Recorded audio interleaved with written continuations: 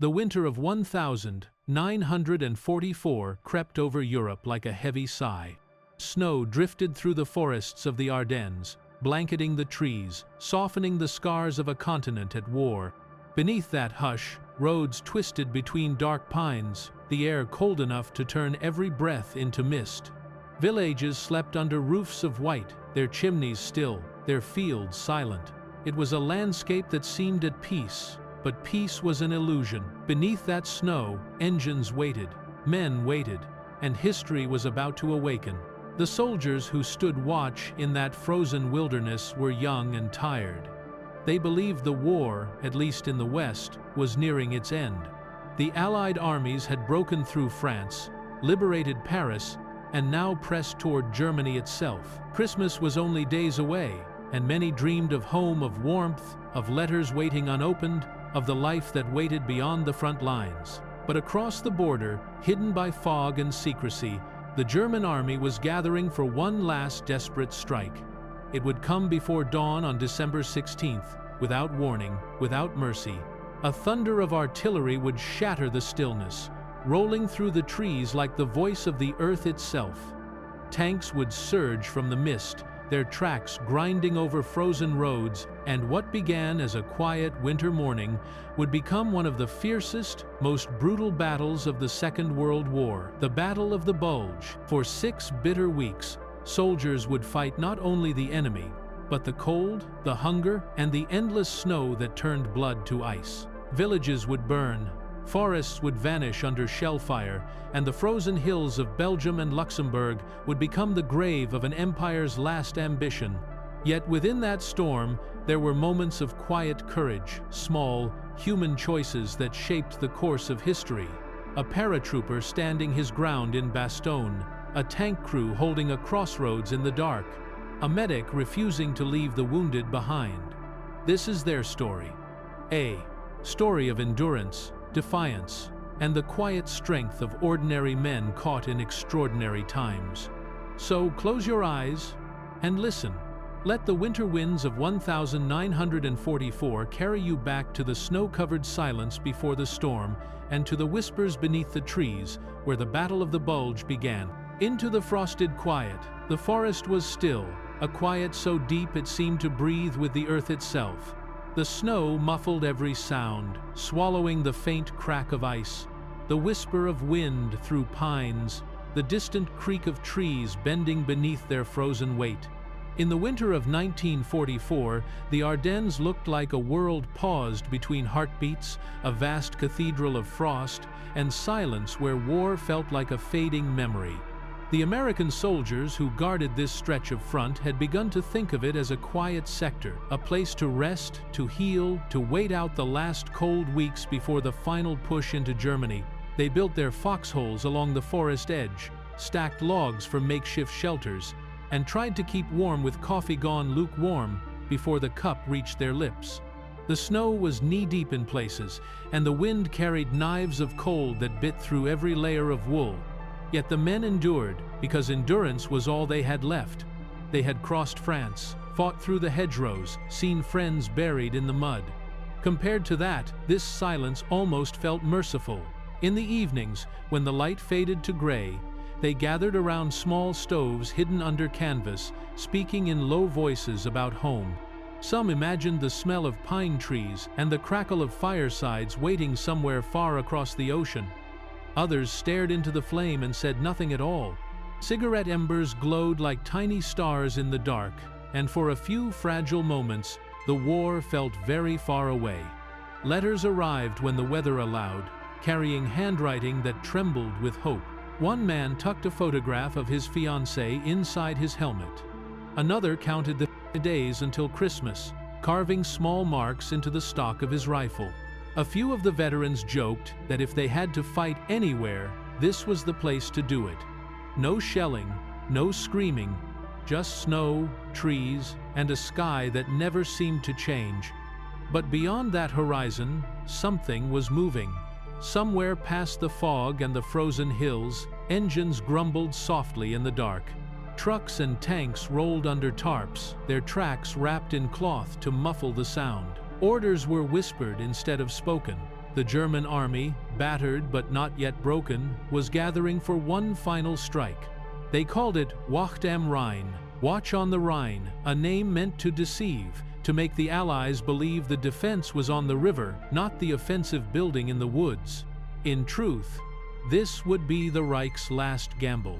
Hitler had conceived it in desperation, clinging to the belief that one decisive blow in the West could turn back time, splitting the Allied armies, capturing Antwerp, and forcing the Western powers to the table while the Red Army surged in from the east.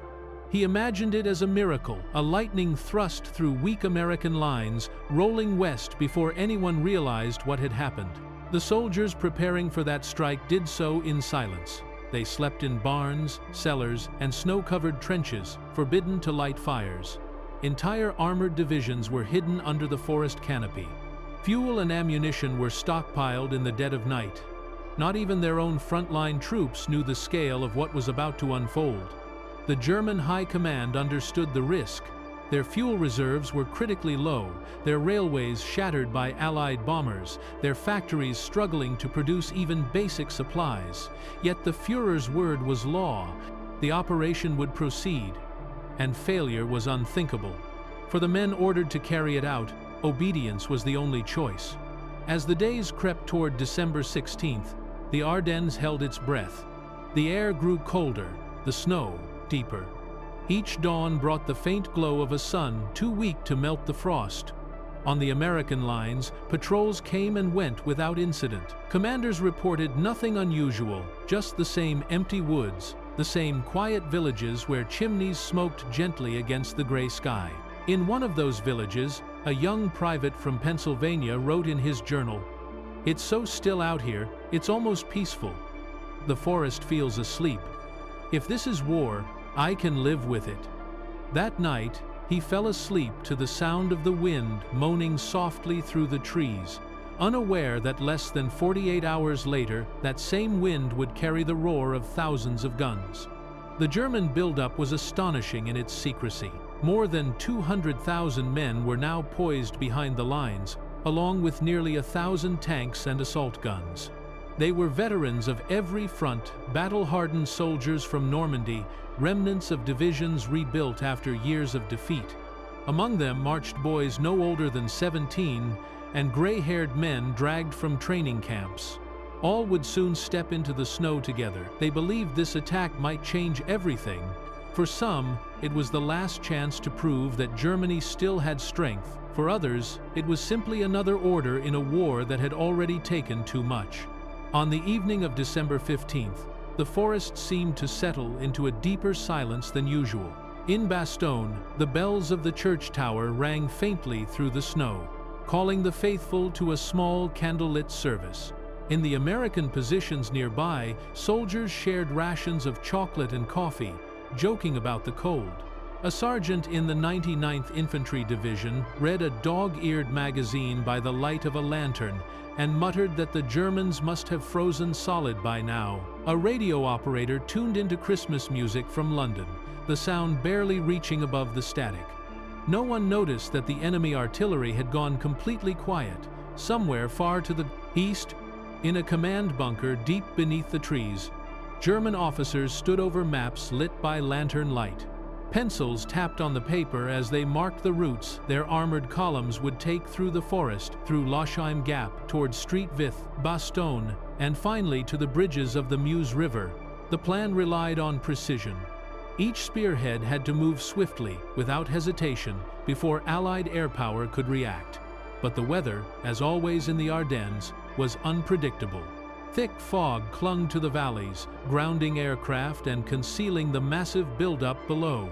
For once, nature itself seemed to favor the attackers. And then came the waiting, the long, slow, unbearable waiting. German soldiers crouched beside their guns, breath steaming in the air. Tank crews sat in their machines, engines idling softly to keep them from freezing solid. The hours stretched thin, the cold gnawed at every limb, and silence weighed heavier than armor. A corporal whispered a prayer. A lieutenant checked his watch again. Midnight passed, then 1 a.m., then 2. The sky above was the color of ash. In the distance, dogs barked in some unseen village, and then, at precisely 5:30 in the morning, the stillness shattered. Artillery thundered from the hills, a rolling crash that seemed to tear the world apart. The ground trembled underfoot. Thousands of shells streaked through the dawn, exploding in the American lines with devastating force. The night's calm vanished in an instant, replaced by chaos and fire. The Battle of the Bulge had begun. But in that first terrible moment, amid the roar of guns and the flare of explosions, the snow still fell soft, steady, indifferent. It covered foxholes and helmets alike. It drifted through shattered trees and over the bodies of men who never even woke. And above it all, the forest seemed to whisper, as if it had known all along that peace could not last. For the soldiers caught in that frozen dawn, it was impossible to grasp what was happening. Many thought it was a routine barrage, a minor skirmish somewhere down the line. They had been told the Germans were finished, incapable of mounting large-scale attacks. But as the minutes passed and the thunder only grew louder, the truth became undeniable. The enemy was coming, and he was coming in force. Radios crackled with half-formed messages. Officers shouted orders through the smoke. Trucks roared to life. Somewhere near the front, an American artilleryman looked up from his gun and whispered, almost in disbelief, "They're back." And indeed they were. From the mist and the snow came the Panzer's great dark shapes, moving like ghosts through the trees. Their engines growled low, exhaust steaming in the cold. Infantry followed close behind, their breath visible in the air, rifles slung across frozen shoulders.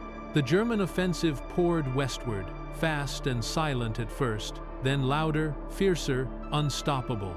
Villages that had known nothing but quiet days and the tolling of church bells were suddenly alive with gunfire and flame. Civilians ran for the cellars as shells tore through their homes. The front that had seemed so peaceful only hours earlier dissolved into chaos. In Bastogne, the bells stopped ringing. In the forests to the north, American outposts were overrun before they even understood they were under attack. The thin line of defense that had guarded the Ardennes began to bend under the weight of an army few had imagined still existed. The map of Europe would soon show a great swelling in the Allied front, a bulge, sharp and deep, driven into its heart by surprise and fury. But on that first morning, none of that was visible yet. There was only the shock of awakening, the disbelief that the silence had been a lie, and the knowledge that everything was changing once again. Far above the forest, dawn began to break. The light touched the snow and turned it to silver. Smoke curled upward from burning trees, mingling with mist until sky and ground became one endless gray. And amid that gray, soldiers, German and American alike, moved through the whiteness, shadows in a world that had forgotten warmth. The Ardennes, once a place of quiet rest, had become a battlefield again. And as the first day of the battle unfolded, no one could yet see how far the fire would spread, only that the frost had cracked, and beneath it, war had returned. The quiet before the storm, snowflakes drifted through the still air like falling ash, settling over the dark pines and winding roads of the Ardennes. It was December, and the forest seemed locked in silence, so still that even the sound of a distant axe echoing from a village seemed to linger unnaturally long. For the men scattered across those frozen hills, the war felt distant, softened by the weight of the snow. A strange peace hung in the air, fragile, deceptive, and short-lived. The Allied soldiers stationed there believed they had earned a reprieve. After the brutal campaigns in Normandy and the relentless push across France, this part of the front had been designated as quiet, a sector for rest, for regrouping. New units rotated in to recover from wounds and fatigue, while seasoned divisions were pulled back to refit. The front line here was thin, a loose stretch of small outposts and sleepy villages manned by men who dreamed of going home. They lit small fires when they could, wrote letters beneath blankets, and tried to forget that somewhere beyond the trees, the enemy still waited. To many of them, the war seemed almost over. The Germans were retreating on all fronts, In Paris, the lights had returned. In the east, the Red Army was pushing toward the Vistula. The newspapers printed headlines about victory being near. Christmas was only days away. Men spoke of it in foxholes, sharing plans about the food they would eat when it was all over. The laughter, the warmth, the peace they had almost forgotten existed. For a brief, fleeting moment, the world seemed to exhale.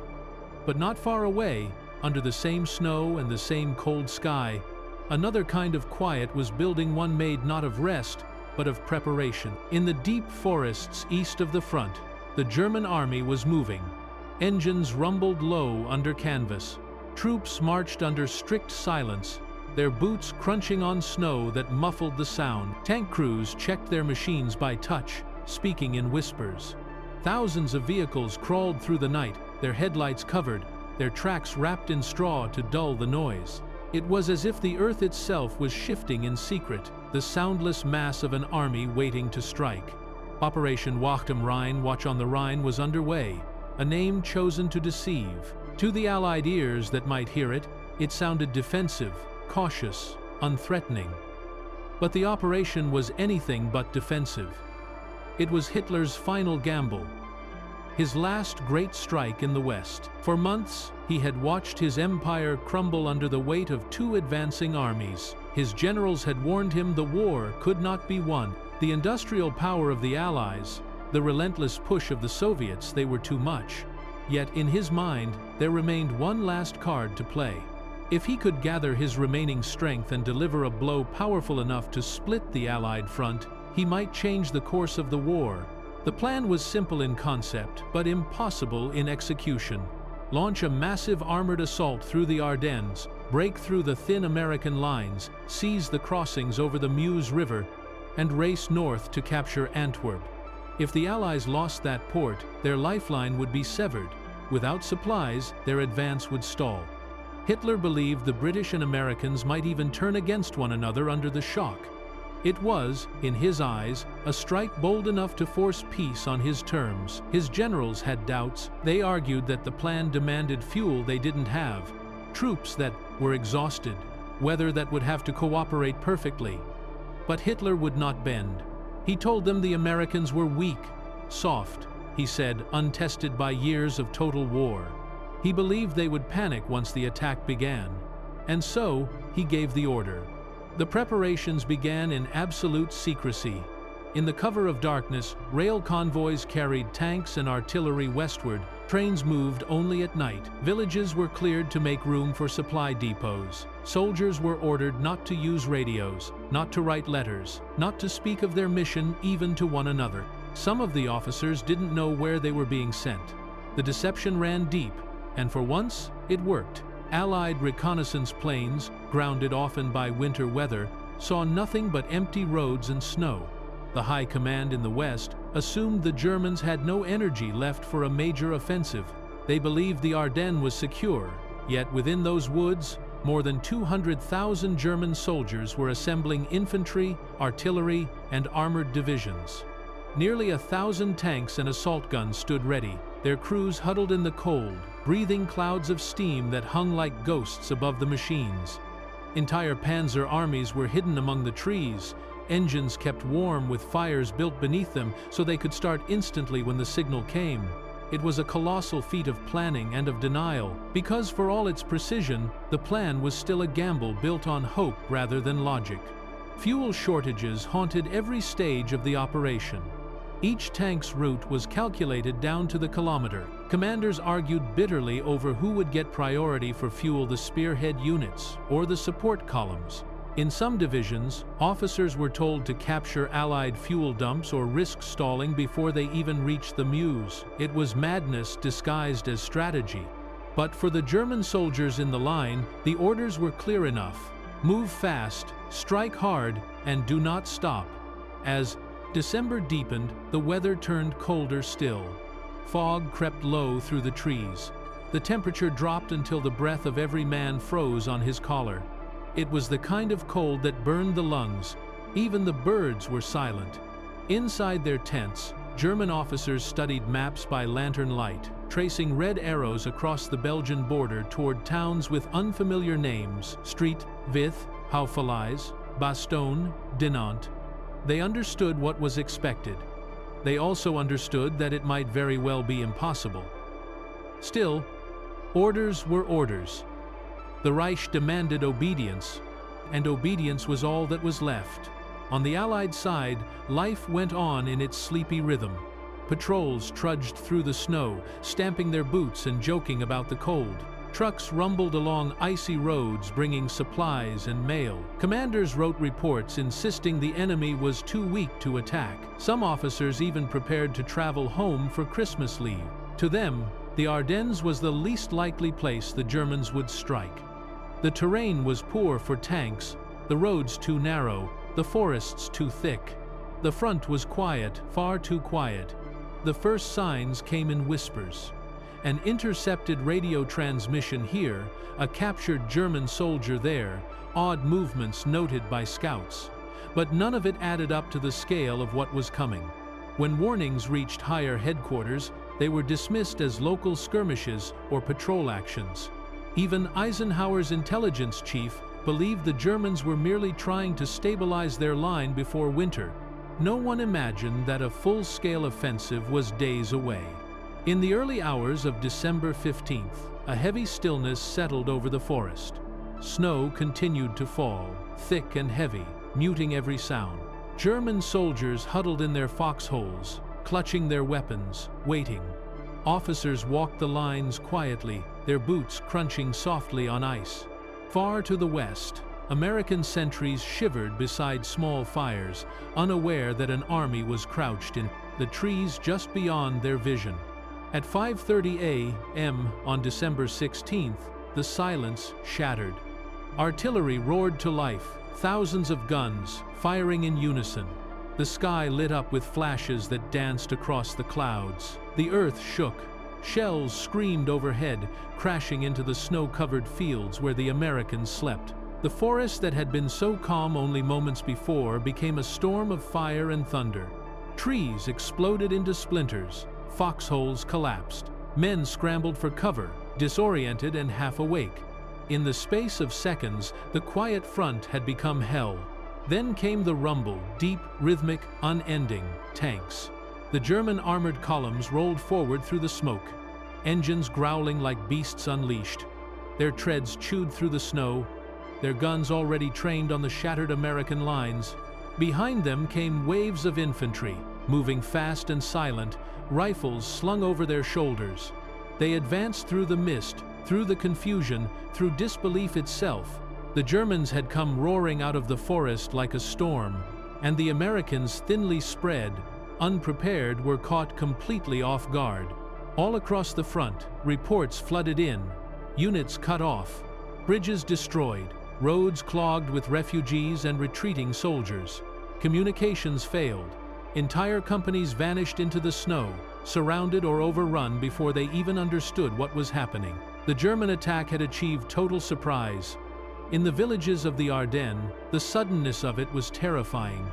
Civilians woke to the thunder of artillery and the sight of tanks rolling through their streets. Church bells rang without reason, windows shattered under pressure waves. Some villagers fled into the woods, carrying what little they could. Others hid in cellars as shells burst above their home. The calm that had seemed eternal was gone in an instant, replaced by chaos, smoke, and fear. For the Germans, those first hours felt triumphant. They had broken through the Allied line in several places, capturing prisoners, seizing supply depots, and pushing west at an astonishing pace. Roads that had been silent for months were suddenly alive with the roar of engines and the sharp voices of men shouting in German. It seemed, for a moment, that Hitler's gamble might actually succeed. But even as the offensive gained ground, small cracks began to appear. The terrain, chosen for secrecy, proved just as difficult for the attackers as it had been for the defenders. Tanks struggled to navigate narrow, icy roads. Convoys piled up behind wrecks and roadblocks. Bridges collapsed under the weight of vehicles. The further they advanced, the more fuel they burned, fuel they could not replace. The plan demanded perfect timing, and already it was falling behind schedule. Still, the momentum carried them forward. By the end of the first day, the German advance had punched a deep wedge into the Allied lines, a bulge on the map that would give the battle its name. From the air, if the skies had been clear enough to see, it might have looked like a great wound cut into the front. But the skies were not clear. The weather that had hidden the German buildup now turned against the Allies again, grounding their aircraft and blinding their reconnaissance. For the men on the ground, there was no map, only confusion. Night fell and the forest burned in places where shells had found their mark. The snow glowed red and orange under the flames. In the distance, the echoes of engines and gunfire rolled through the valleys like thunder that refused to fade. The Battle of the Bulge had begun sudden, brutal, and immense. For the soldiers on both sides, it no longer mattered what the generals believed or what the plans had promised. The war had come crashing down into the forest, and now it belonged to them, to the tank crews crouched in steel coffins, to the riflemen shivering in foxholes, to the medics kneeling in the snow beside the wounded. The world had narrowed to the sound of shells and the weight of survival. Somewhere, beneath the same frozen stars, a German lieutenant wrote in his journal by the flicker of a lantern. "The snow is red," he wrote, "and the night is endless." He didn't know it yet, but that endless night had only just begun. The shattered dawn, the first light of December 16th, crept reluctantly over the Ardennes, thin and gray, seeping through the clouds like smoke through a veil. It found a world transformed. Overnight fields that had been peaceful and white now churned into chaos, villages swallowed by the roar of war, and men stumbling through the snow with disbelief in their eyes. The stillness of the forest was gone. In its place came thunder, not the thunder of a passing storm, but of thousands of guns and engines beating together in a relentless rhythm. For the American soldiers scattered across that front, it was as if the earth itself had turned against them. The sky flashed in violent bursts of orange, the ground trembling beneath each explosion. Men awoke inside their foxholes to the sound of whistling shells and the hiss of shrapnel slicing the air. Radios crackled with frantic voices, calling for reinforcements that would not come. Whole lines of communication were cut in moments, leaving outposts blind and isolated. In the fog-filled woods near Losheim Gap, the first wave of the German offensive struck with terrifying precision. Panzers rolled forward through the snow-laden trees, their black silhouettes looming like phantoms. Behind them came infantry in white camouflage, ghostly against the drifts, moving fast and silent. American sentries barely had time to raise their rifles before the storm hit. Machine guns rattled, mortars thumped, and within minutes, positions that had been quiet for weeks were overrun. At one crossroads, a handful of engineers fought desperately to hold their ground. They fired their rifles until the barrels steamed, then blew the bridge behind them before retreating into the trees. For hours afterward, the flames from the wreckage glowed through the fog like some dying beacon of resistance. But there were too few of them. The German tide flowed around every obstacle, unstoppable and cold. In the town of Clairvaux, small American units tried to form a line. Tanks clattered into position along narrow streets. Civilians fled into cellars, clutching children and crucifixes. The snow turned gray, with smoke, as artillery pounded the village. Windows shattered, church bells cracked, and the once quiet valley echoed with chaos. Lieutenant John Spaulding, commanding a small group of tank destroyers, recalled later that it felt like the end of the world had come through the fog. They fought from house to house until their ammunition ran dry. When the Germans finally took the town, the church spire was gone, reduced to splinters.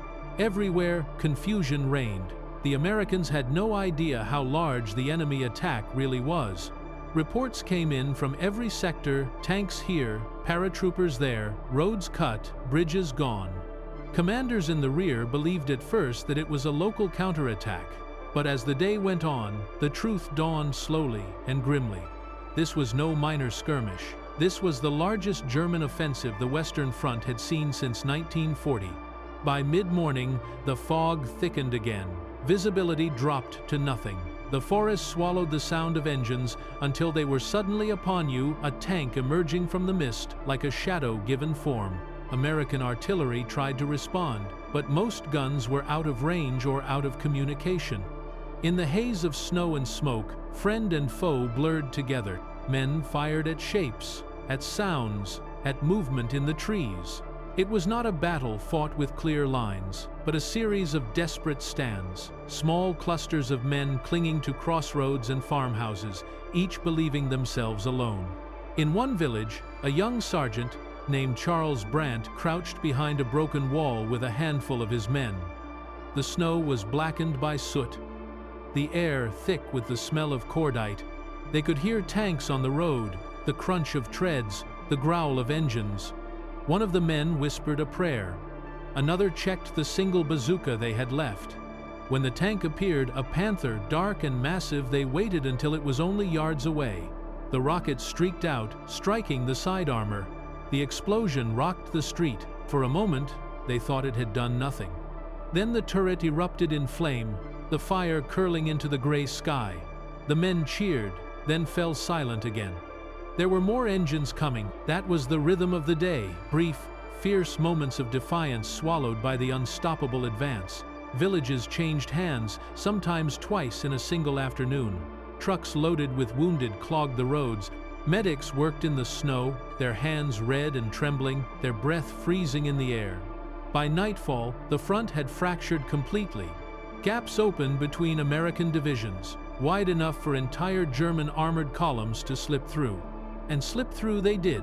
One of the most feared formations in the German army, Kampfgruppe Peiper, pushed deep into the Allied rear. Led by Joachim Peiper, a young and ruthless SS commander, the column of tanks and half-tracks moved like a spear thrust into the heart of the American line. They struck without hesitation, cutting telephone lines, seizing crossroads, and capturing fuel dumps. Villages that had not seen a German soldier in months woke to the sound of their engines. For the people living there, it was as if the past itself had returned, dark and merciless. At Billingen, Peiper's men found a cache of American fuel and cheered. The tanks refueled, the column pressed westward, and behind them they left a trail of smoke and destruction. For the Americans, their sudden appearance deep behind friendly lines was terrifying. No one knew how far the Germans had come or where they would strike next. Rumors spread faster than orders, entire divisions destroyed, paratroopers landing behind lines, enemy infiltrators wearing stolen uniforms. In the confusion, fear became another weapon. That night, as darkness fell over the Ardennes, the sky glowed faintly from distant fires. The snow reflected the orange light, turning the clouds into a dull, trembling haze. The temperature dropped even lower. Men huddled in their coats, the sweat from battle turning to frost on their skin. Somewhere out in the darkness, the rumble of tanks continued steady, relentless, and close. In an abandoned farmhouse, a group of American soldiers gathered around a dying fire. Their faces were hollow with exhaustion. Outside, the wind moaned through the broken windows, carrying the faint echo of artillery. One of them murmured, "They said this was the quiet sector." The others said nothing. They knew now that the quiet had only been a lie, a pause before the storm. For the German soldiers, too, the night brought no rest. Orders pushed them onward through the darkness, along frozen roads clogged with wrecks and corpses.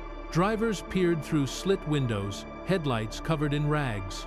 In some places, the roads were so narrow that tanks had to scrape past one another, metal shrieking on metal. When a vehicle broke down, it was shoved aside and left to freeze. The advance could not stop. The timetable was everything. Every minute lost was a step closer to failure. But already, the timetable was faltering. American resistance, though scattered, was fierce. Roadblocks forced detours. Bridges destroyed by engineers slowed the armored columns. Fuel convoys failed to arrive. And overhead, the weather that had sheltered them began to turn. The fog was lifting. Soon, the skies would clear, and with them, the Allied air power would return. Still, in those first days, the momentum was with the Germans. In town after town, they struck with precision. In Malmedy, they left behind a scar that would never fade: the massacre of prisoners, men shot in the snow after surrendering.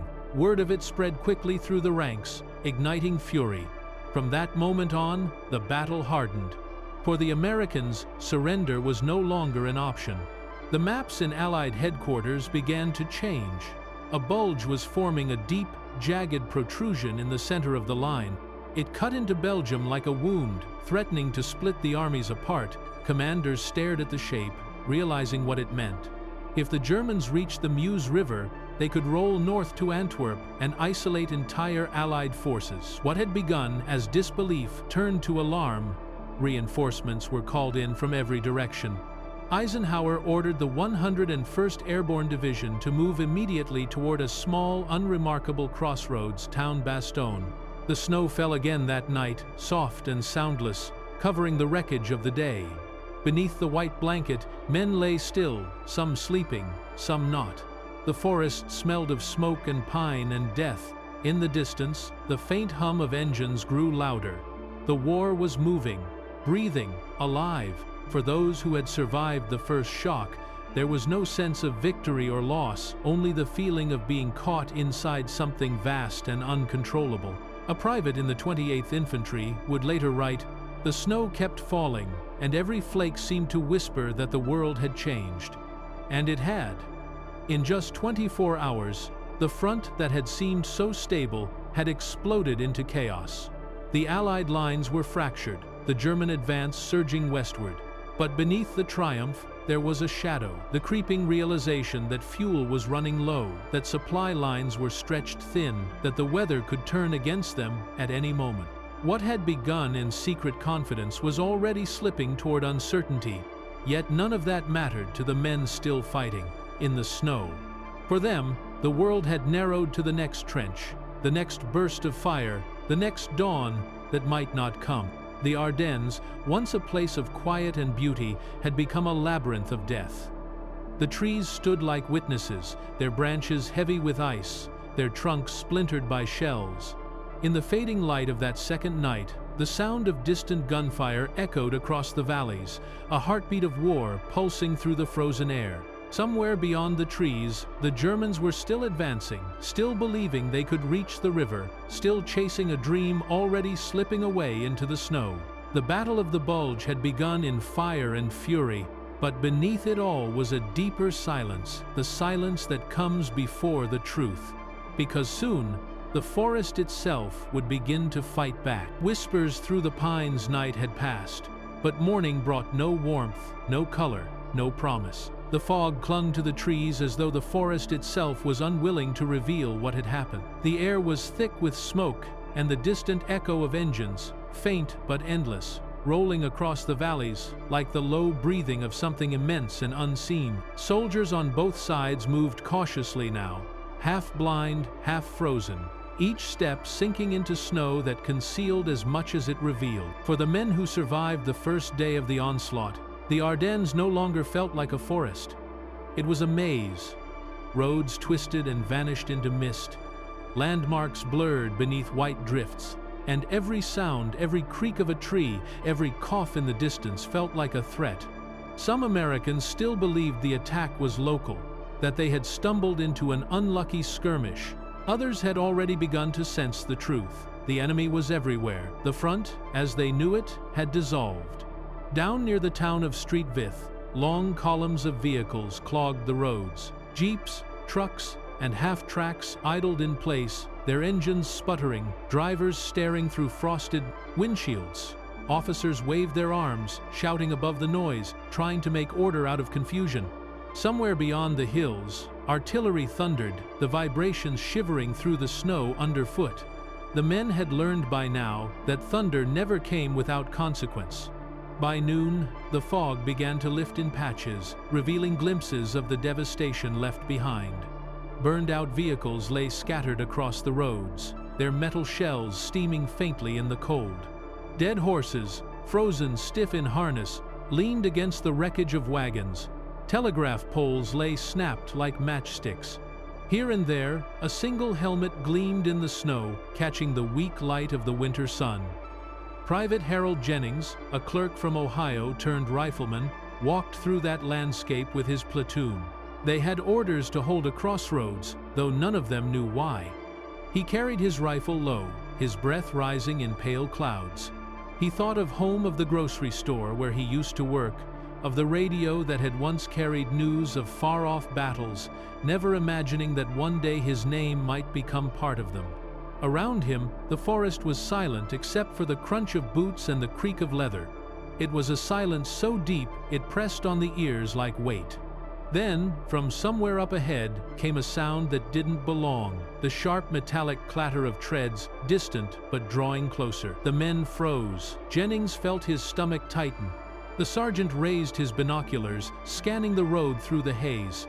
Out of the fog emerged a shape, at first only a blur of movement, then clearer, darker, heavier. A tank, not one of theirs. The command to take cover was whispered, but it moved through the line like lightning. Men dove behind snowbanks and fallen logs.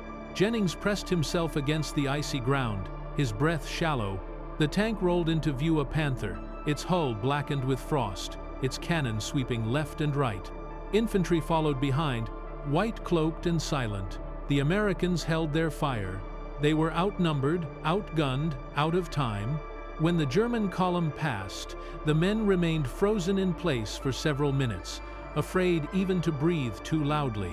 Only when the sound faded did they move again, quietly, like ghosts slipping through the trees. Jennings never forgot that moment, the feeling that the war wasn't fought in gunfire alone, but in the silence between breaths.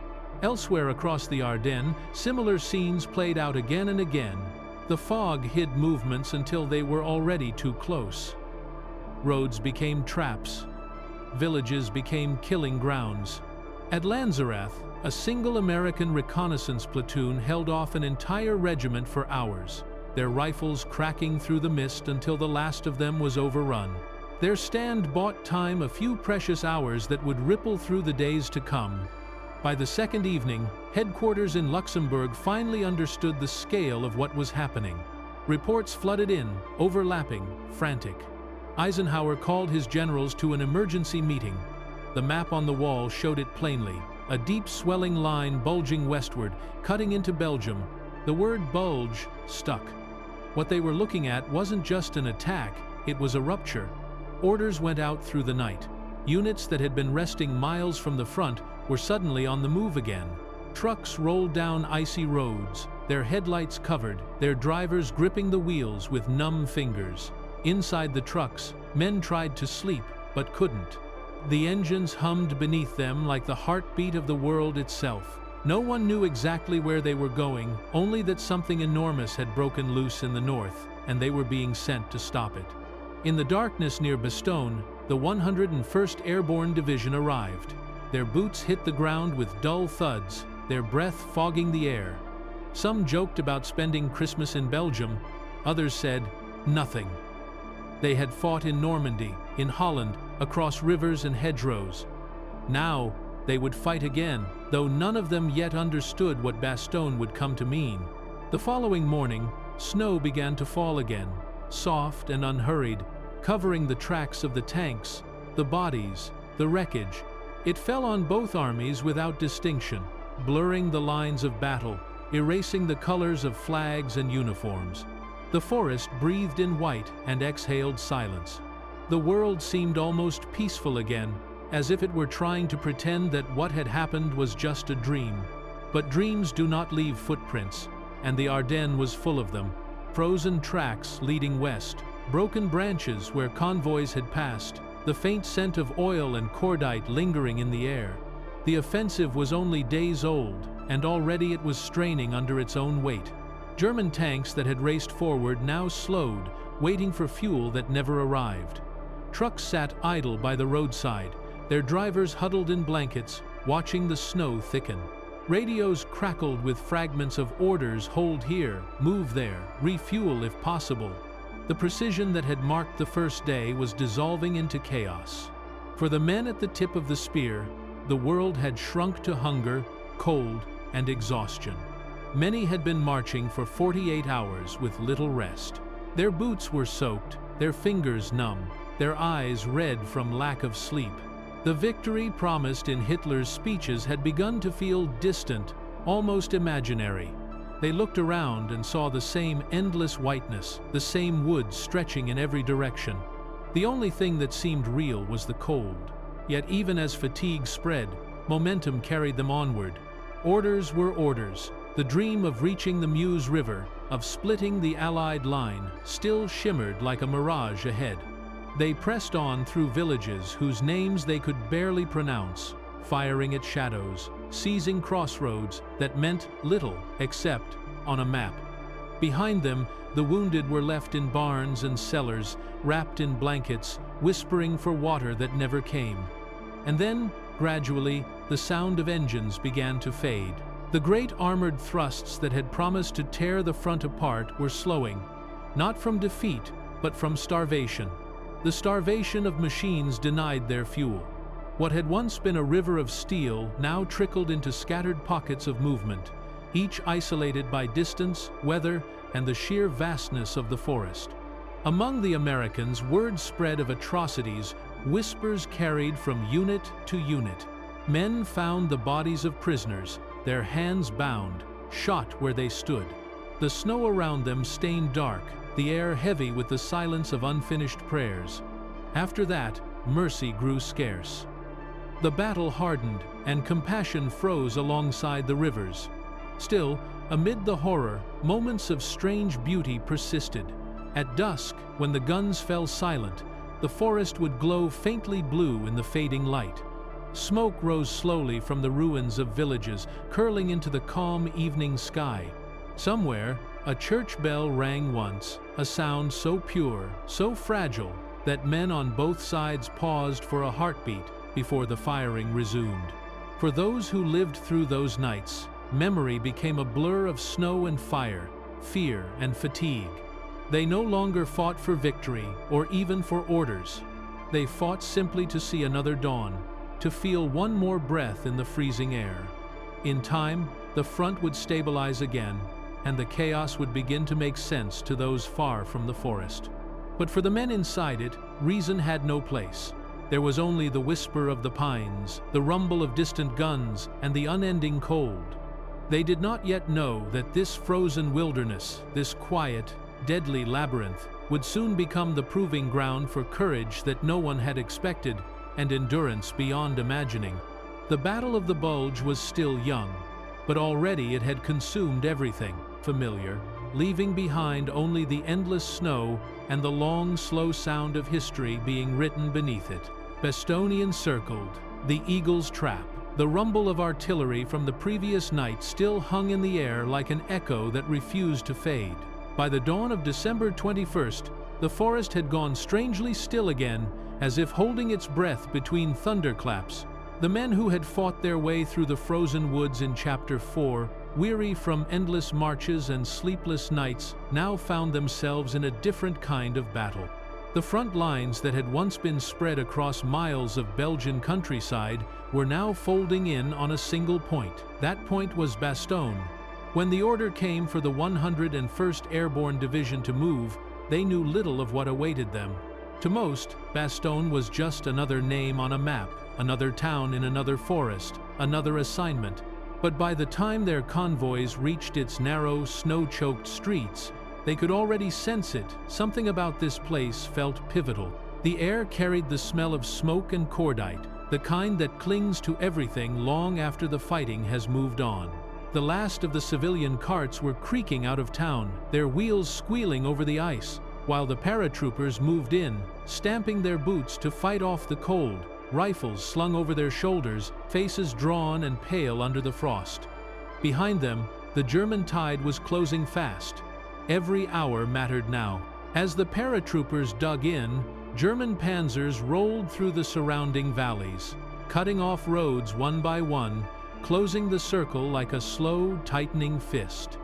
By noon, all 7 major roads leading into Bastogne were under threat or completely severed.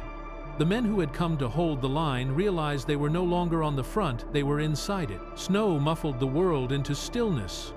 But within that stillness, the sounds of war were amplified.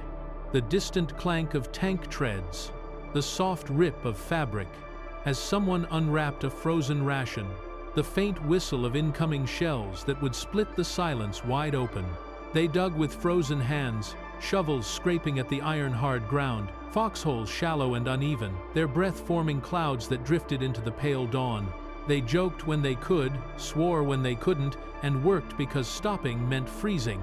The perimeter was a jagged ring of trenches, barns, and shattered hedgerows. Each man dug in wherever there was cover. From the outside, it might have looked chaotic, but there was an unspoken rhythm to the defense. Veterans placed the machine guns, engineers built barricades, medics claimed the stone church at the center of town, and officers moved between positions, stamping their boots to keep feeling in their toes. No one knew how long they could hold, they only knew they must. Beyond the town's edge, the German army gathered in shadow. Entire divisions waited behind the tree line, their tanks hidden under whitewashed camouflage nets. They had stormed through the Ardennes in the opening surge of the offensive, expecting momentum to carry them all the way to the Meuse River. But Bastogne, sitting squarely astride the road network of the Ardennes, had become the pebble in the gear. It was not large, not rich, but every road west ran through it, and without it, the German timetable collapsed. As daylight faded, the first probes came, small patrols slipping through the snow-laden forest, firing bursts into the American lines to test their strength. The defenders answered with short, disciplined fire, conserving ammunition like misers hoarding coins. Each exchange left the forest a little more shredded, the air filled with drifting powder that glowed faintly in the flashes of gunfire. Somewhere beyond the southern road, the men of the 501st Parachute Infantry Regiment reported tank movement. Moments later, artillery shells slammed into the outskirts of town, shaking the windows of every house still standing. Inside Bastogne, the command post flickered with lamplight. Brigadier General Anthony McAuliffe, the acting division commander, stood over a map cluttered with pins and circles that seemed to shrink with every passing hour. Reports came in, constantly positions lost, ammunition running low, medical supplies dwindling. Still, morale held. The men trusted their officers, and their officers trusted their grit. They knew that somewhere out there, General Patton was trying to reach them. But snow and chaos had a way of swallowing good intentions whole. By the next morning, December 22nd, the Germans had completed their encirclement. Bastogne was now an island of resistance in a sea of snow and enemy armor. Along the roads leading out of town, wrecked vehicles sat frozen in the drifts, jeeps half buried, trucks riddled with bullet holes, a Sherman tank tilted on its side like a monument to defiance. The skies were gray again, heavy with new snowfall that threatened to ground the Allied Air Force for another day. Supplies were running dangerously low, and the wounded were piling up in basements and barns, tended by medics whose breath steamed in the frigid air. It was that morning that the Germans sent their ultimatum. 2 officers under a white flag appeared on the southern road, escorted by a single armored car. They carried a neatly typed message demanding surrender. Bastogne, it declared, was completely surrounded. Any further resistance was hopeless. To continue fighting would mean the total destruction of the town and everyone in it. They gave McAuliffe 2 hours to reply. In the command post, the paper sat on the table while a handful of officers gathered around, silent but watching. McAuliffe read the message once, then again, his expression unreadable. Then he chuckled softly, looked up, and said, "Ah, nuts." For a moment, there was confusion. Was that the reply, or an aside? He shrugged, smiled faintly, and said, "Write it down. That's the answer." And so, the reply went out. Short, strange, defiant. To the German commander, nuts. The American commander. The German envoys, when told the meaning, were baffled. The Americans grinned and went back to their posts. Somehow that single word rippled through the perimeter faster than any order ever could. In the foxholes, the men heard it passed from mouth to mouth, like a secret password. "Nuts," someone whispered, laughing through chattering teeth. That's what we told them. It wasn't bravado, it was a reminder of who they were, the stubborn ones, the ones who stood when others fell back. That night, the shelling intensified. The snow glowed faintly orange in the flashes of artillery, flakes drifting down over shattered houses. The church that served as a makeshift hospital shuddered with every blast. Medics worked under flickering lanterns, their breath misting as they passed morphine and prayers in equal measure. Outside, the roads were lined with the silhouettes of the dead, frozen where they had fallen. The living stepped carefully around them, as though unwilling to disturb their rest. Day after day, the siege tightened. Ammunition was counted bullet by bullet.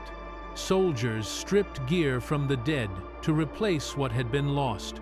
The cold turned rifles into brittle metal, boots into blocks of ice. Still, they held. They sang when they could, low murmured songs that mixed with the wind, and when the fighting paused, they spoke of home, of warmth, of food. One soldier later recalled that the thing he missed most wasn't sleep or cigarettes or even dry socks. It was the sound of silence that didn't mean danger. Christmas came like a ghost through the fog. The town was half in ruins, its defenders exhausted, its children hiding in cellars. Yet for a few hours, the guns fell silent. Somewhere on the northern line, an American private shared a chocolate bar with a Belgian boy. In the church, a chaplain whispered a prayer for the wounded. The men in the foxholes looked up at the gray sky, half expecting another bombardment, but instead, they saw a parachute, white, red, and green canopies unfurled like flowers against the clouds.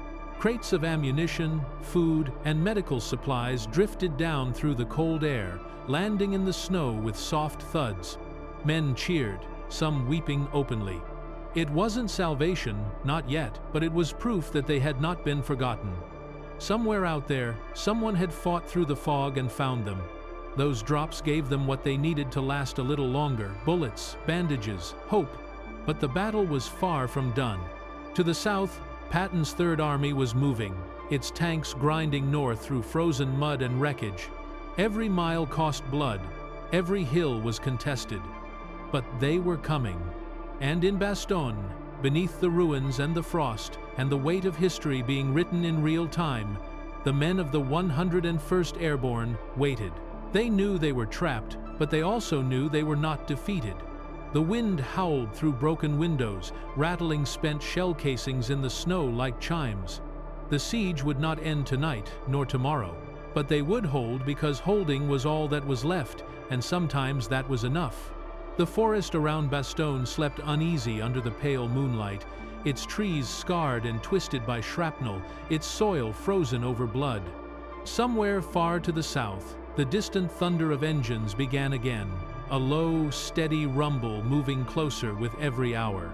The men in the foxholes lifted their heads, listening, their hearts aching to believe what they thought they heard. Somewhere beyond the snow and darkness, help was on its way.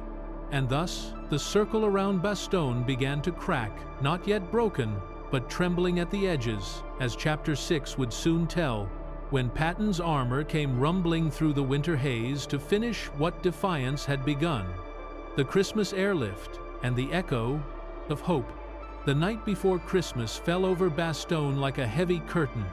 The cold was deeper now, seeping through every wall, every coat, every heart. Snow drifted endlessly, blanketing the town in a white so pure it almost disguised the ruin beneath it. The soldiers, who had fought for days without rest, were gaunt and hollow-eyed, their beards crusted with ice, their fingers numb despite gloves stiff with frost. Ammunition was low, medical supplies were nearly gone, the wounded moaned softly in barns and basements that smelled of smoke and damp wool, and still, the shelling did not stop. The men of the 101st Airborne, the 10th Armored, and the scattered engineers and infantry who had rallied under McAuliffe's command were now ghosts of themselves, clinging to the belief that help would come. But every day the weather betrayed them. Heavy fog and sleet blanketed the skies, grounding the planes that might have saved them. They had learned not to look up anymore. The gray ceiling of clouds was too cruel a reminder of what they lacked. Christmas Eve dawned clearer than anyone expected. At first, no one noticed it. The fog had thinned just slightly, a hint of brightness bleeding through the gray. Then a sound broke the monotony of artillery fire, a distant hum, faint but growing. Heads turned upward. Men stepped out of foxholes, blinking into the pale light. The sound became a roar, twin engines beating through the cold air. And then they saw it. A C-47 transport plane, gray against the winter sky, flying low over the frozen town. Behind it came another, and then another, until the sky was dotted with them, like a fleet of silver birds crossing the heavens. Parachutes blossomed from their bellies, red, white, and green canopies unfurling in slow motion, drifting gently toward the earth. The men below stood transfixed. The shells still fell. German snipers still watched from the tree line. But for a moment, none of that mattered. The sky itself had come to help them. Crates hit the ground with muffled thuds, shattering the snow and spilling their contents: ammunition, rations, bandages, even fuel. Some landed within the defensive perimeter, others fell just outside it. Soldiers scrambled out from cover, sprinting through the open under fire to recover whatever they could. They dragged boxes behind hedgerows, carried jerry cans 2 at a time, stuffed their pockets with bullets. Every crate meant another day alive.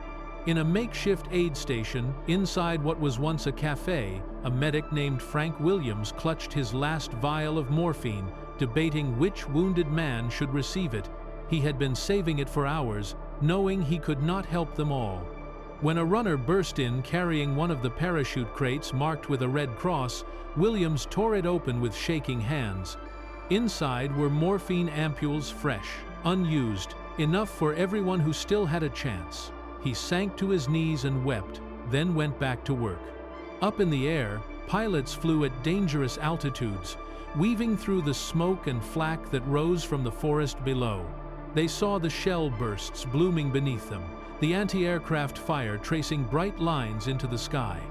But they did not break formation. Their cargo bays opened again and again, each release another lifeline. One pilot, banking over the town, looked down and saw a man wave up at him, a soldier, helmet dusted with snow, rifle slung over his back. The pilot raised his hand in salute before disappearing into the clouds. The airlift went on for hours. By afternoon, the snow-covered fields around Bastogne were littered with parachutes like fallen petals. Men gathered around them, dividing the supplies, laughing for the first time in days. It was not enough to break the siege, but it was enough to breathe again. The message was clear: you are not forgotten. Hold on, we are coming. As night fell on Christmas Eve, a strange calm settled over the town. Fires smoldered in the distance, casting orange halos in the snow. Somewhere, someone played a harmonica, the notes fragile and haunting in the frozen air.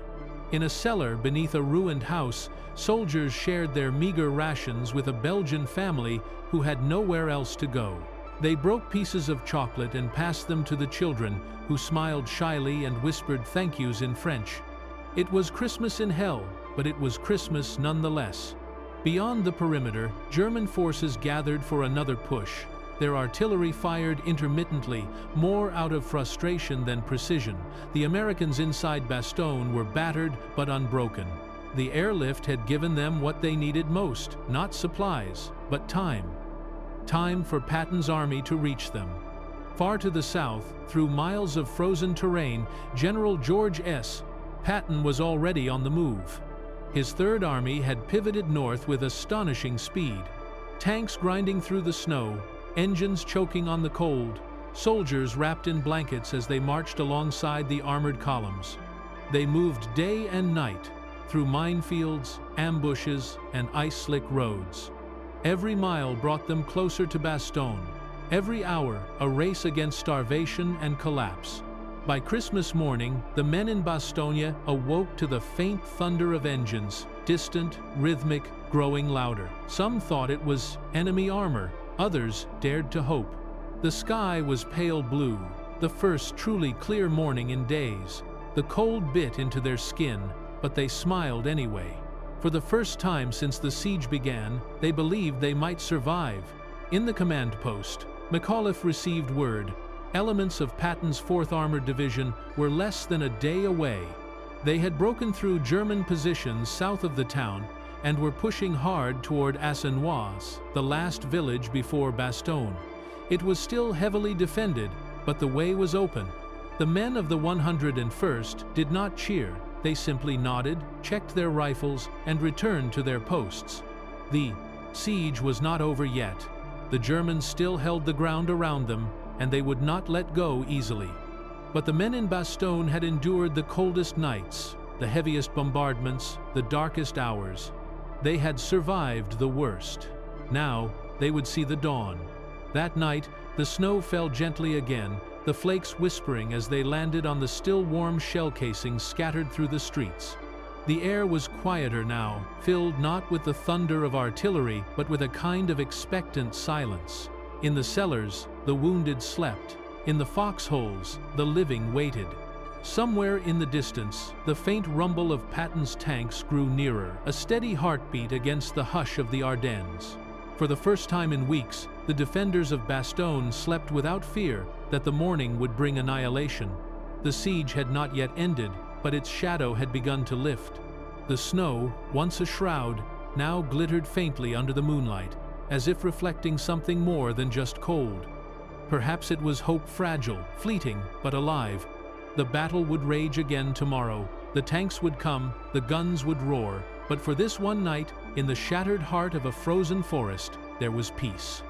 A brief, trembling peace that would be remembered by those who survived as the night when the sky itself descended to save them, the night when Christmas came to Bastogne.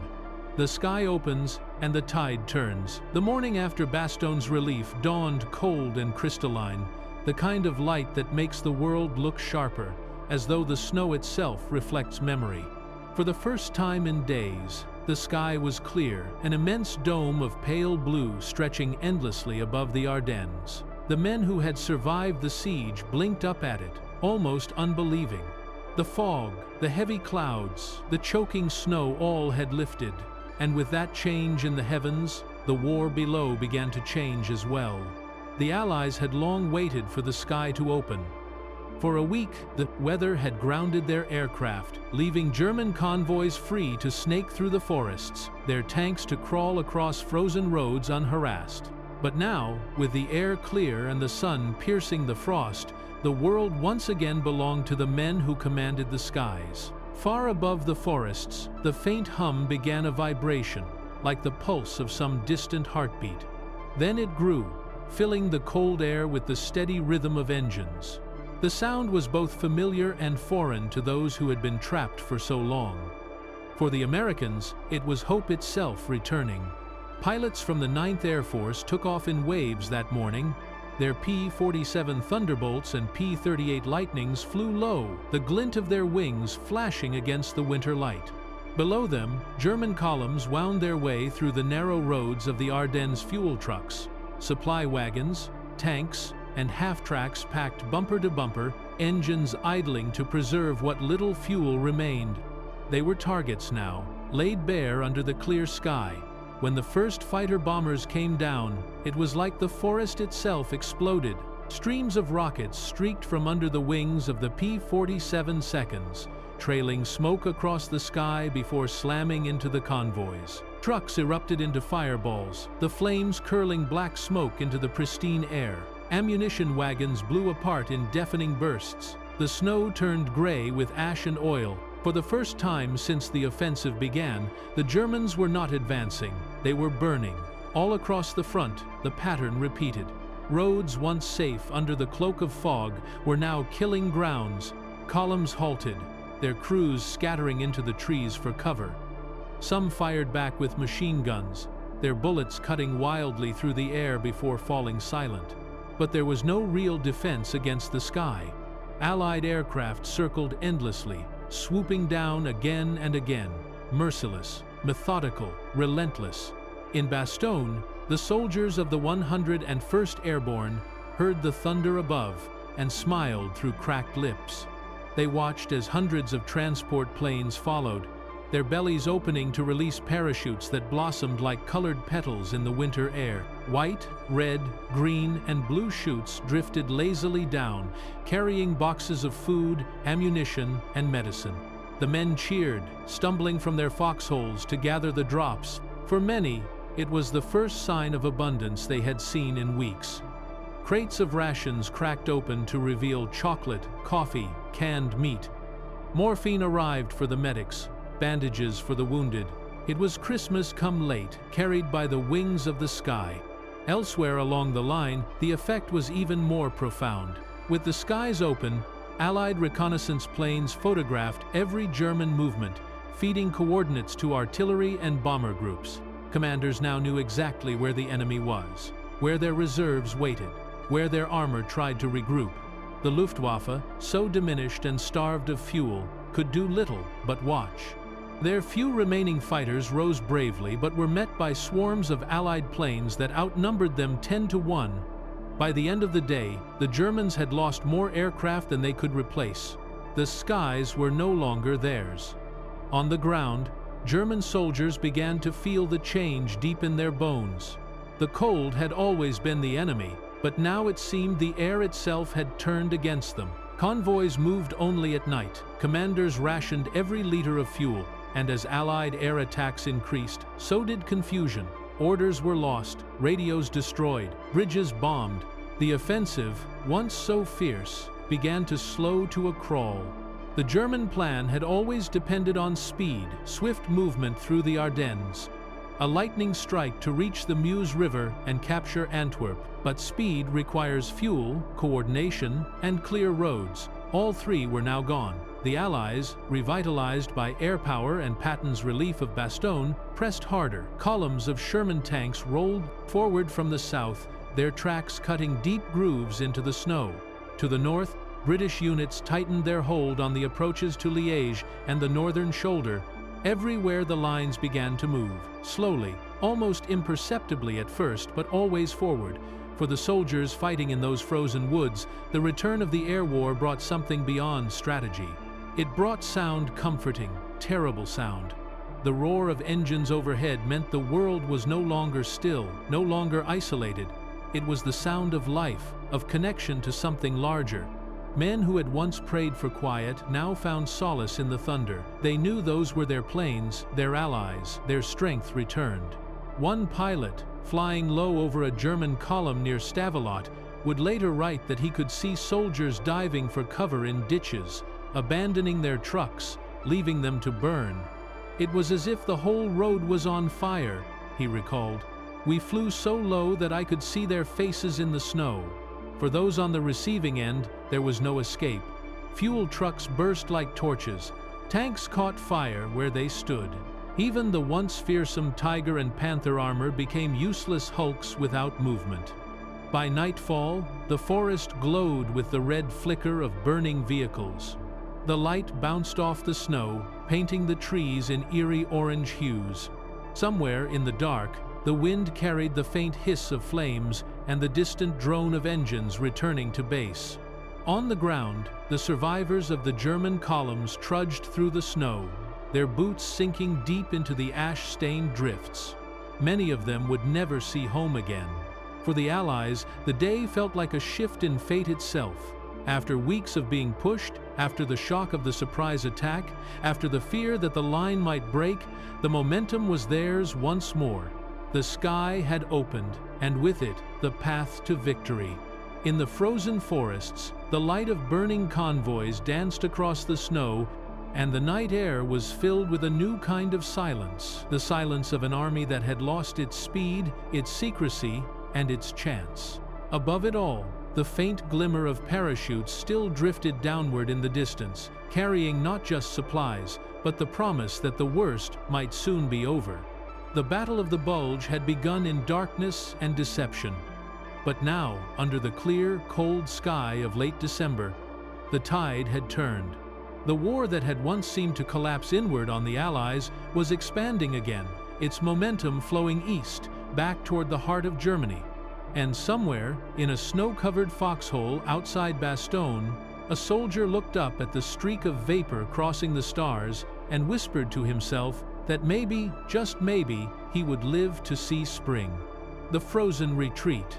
The snow had turned gray with soot, its once pristine surface scarred by tracks, craters, and the shadows of men moving through the wreckage. The forest no longer echoed with the confident rumble of engines or the crack of advancing fire. Instead, it whispered of retreat, the low murmur of weary voices, the creak of frozen leather, the slow, dragging shuffle of boots pressed deep into the frost. It was late December, and the German dream of reaching the Meuse had already begun to dissolve into the frozen mist. The great armored thrust that had begun with such fury was now unraveling, its strength bleeding away mile by mile. The same narrow roads that had carried their columns forward now became choke points of despair. Trucks burned where they had stalled. Abandoned tanks sat half-buried in snowdrifts, their metal bodies blackened by fire, their crews long gone. In the early days of the offensive, the Germans had moved like a phantom, swift, unseen, unstoppable. Now they moved like ghosts of another kind, hollow-eyed, exhausted, trudging back toward the Reich. Some units still fought fiercely, clinging to ridges and crossroads, desperate to hold off the inevitable. Others simply vanished into the trees, leaving behind their machines and their dead. The once cohesive spearheads had splintered into fragments, scattered and disoriented. The skies were no longer silent. Every hour, the drone of Allied aircraft rolled across the clouds, searching, circling, striking. Columns that tried to move by day were shredded under cannon fire. Fuel trucks, once the lifeblood of the advance, now burned like torches along the roads. Those who marched beside them did so with their heads bowed, knowing that at any moment, the sky itself might open again. Patton's forces pressed relentlessly from the south. His tanks ground through the snow, metal treads grinding over frozen soil, the engines roaring like living things in the cold. The Americans had learned the terrain well now. Each road taken was cleared of mines, each forest searched for ambushes. To the north, British and American divisions tightened their hold on the Bulge's upper edges, cutting off the last hopes of breakout. The jaws of the trap were closing, and inside it, the German army struggled to breathe. For many soldiers, the retreat was a personal hell.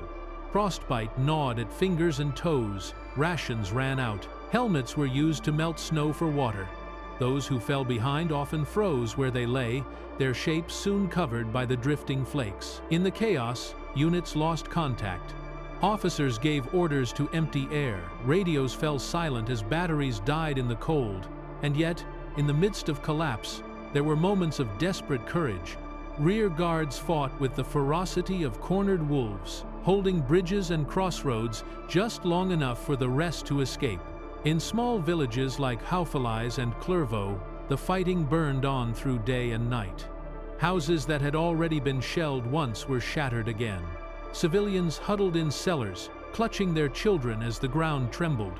One German sergeant wrote later that the snow seemed alive as if it was swallowing us whole. His men had been ordered to hold a ridge until dark, but by midday, the American tanks were already below them, moving like shadows through the smoke.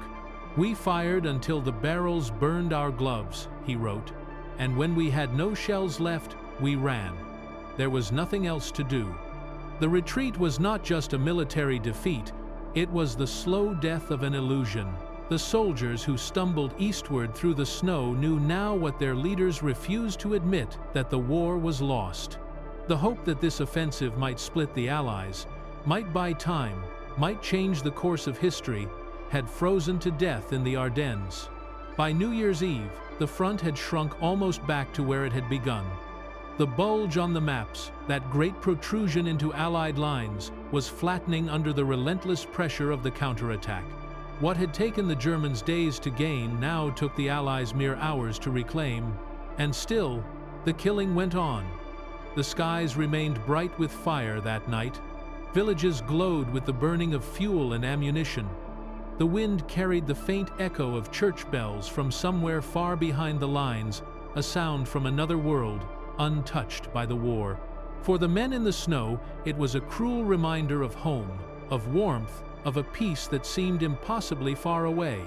When the dawn of 1945 came, it brought no celebration, only the steady thunder of artillery rolling through the valleys. The German army, which had once marched west with the arrogance of victory, was now crawling east with the silence of defeat. And as they crossed the frozen rivers and smoking roads, they left behind more than wreckage. They left behind the last hope of turning the war's tide. The Ardennes, once a forest of dreams and illusions, had become a graveyard of ambition. The men who trudged through its drifts carried with them the ghosts of comrades, the smell of smoke, and the dull realization that the end was coming soon, not in triumph, but in exhaustion. For the Allies, it was a grim satisfaction. The Bulge that had so terrified them had receded, its threat spent, but victory in the snow came at a terrible price. Thousands of lives had been lost, and the forest still whispered their names. The war was not yet over, but in the frozen stillness of the Ardennes, the direction of fate was no longer in doubt. And as night fell again over the broken hills, the wind swept softly through the trees, carrying away the last echoes of the great offensive that had begun with thunder and ended in silence. The silent forests. The wind moved gently through the forest, whispering through the bare branches like an old ghost wandering among the dead. The snow, which had once fallen so thick and soft, was now crusted and gray, packed hard by boots, treads, and blood. The Ardennes, in January of 1945, was no longer a place of movement and thunder. It had become still again, unnaturally still. The kind of silence that feels heavy, as if the world itself was holding its breath after screaming too long. All around, the signs of retreat and ruin lay scattered across the frozen land. Burnt-out tanks leaned drunkenly in ditches, their turrets half buried in snow. The steel carcasses of trucks and armored cars stood like monuments to a dream that had collapsed under its own weight. Helmets lay half sunk in ice, rifles jutting from the drifts like forgotten markers. The forest had devoured the evidence of battle, but not its memory. The German army was retreating now, not in formation, not in defiance, but in fragments. Men stumbled eastward in small groups, their faces hollowed by frost and hunger. The offensive that had begun with the promise of splitting the Allied front had ended with the simple hope of survival. Along the roads, soldiers shared what little warmth they could find. Some burned broken furniture and wagon wheels just to feel their hands again. The fuel that was supposed to carry them to Antwerp now fed desperate fires along the roadside. To the west, the Americans were advancing, cautious but relentless.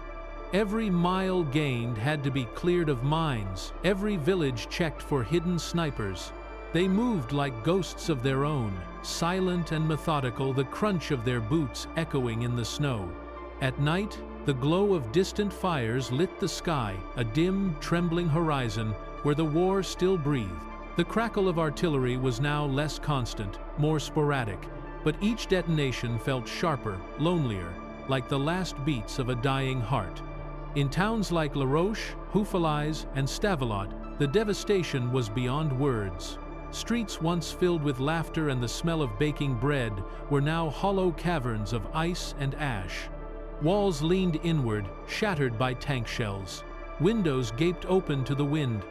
Civilians moved quietly through the wreckage, their faces unreadable. Some searched for relatives, others searched for food. Many simply stared at the ruins as if trying to remember what had once stood there. In one ruined farmhouse near Bastogne, a lone German soldier sat by the remains of a hearth, his rifle leaning against the wall beside him. His boots were soaked through, his breath fogged in the air. He had not spoken to another man in 2 days. Outside, the snow drifted across the yard, covering the tracks of the retreating army. He closed his eyes and listened to the wind, and for a moment, he could almost imagine it was the sound of the Rhine. The Allied counterattack was tightening. From the north, British units pressed forward, cautious but efficient, driving the enemy toward the rivers. From the south, Patton's Third Army continued its push, its engines roaring through the cold. The trap was closing with mathematical precision. There would be no breakout, no miracle reversal, only a slow, suffocating end. In the sky above, Allied planes ruled unchallenged. The Luftwaffe, once feared, was a shadow of itself, now a handful of desperate sorties, easily scattered by American fighters. The skies that had once hidden the German advance now betrayed them with cruel clarity. Columns caught moving by day were torn apart in minutes. Pilots described the forest below as a field of fire and ghosts, where every explosion lit up another chapter of the Reich's last gamble. But it wasn't only soldiers who were trapped in this winter prison. In villages along the front, civilians faced their own battles. Families huddled in cellars, burning broken furniture to stay alive. Children slept in the arms of mothers who hadn't eaten in days. When liberation came, it did not come with fanfare. It came with the sound of boots crunching on snow and the sight of unfamiliar faces speaking softly in English. The relief was real, but so was the exhaustion. The war had passed through their homes like a storm, leaving silence in its wake. At night, the forest glowed faintly under the moonlight, and in that pale light, the scars of war seemed even deeper. Trees stripped bare by shellfire stood like skeletal sentinels. Foxholes filled with ice reflected the stars. Somewhere far off, a wolf howled the first sound of life in a landscape otherwise ruled by the dead. Among the Allied troops, the mood was complicated. Victory was near, but joy was distant. The cost had been enormous, friends lost, frozen nights endured, and the knowledge that even as the Germans retreated, the fighting ahead would only grow fiercer. Berlin was still far away, and the enemy, though broken, was not yet finished. In a field near Foy, an American medic knelt beside a wounded German soldier. The man's breath came in ragged clouds, his uniform stiff with blood and ice. The medic didn't ask questions.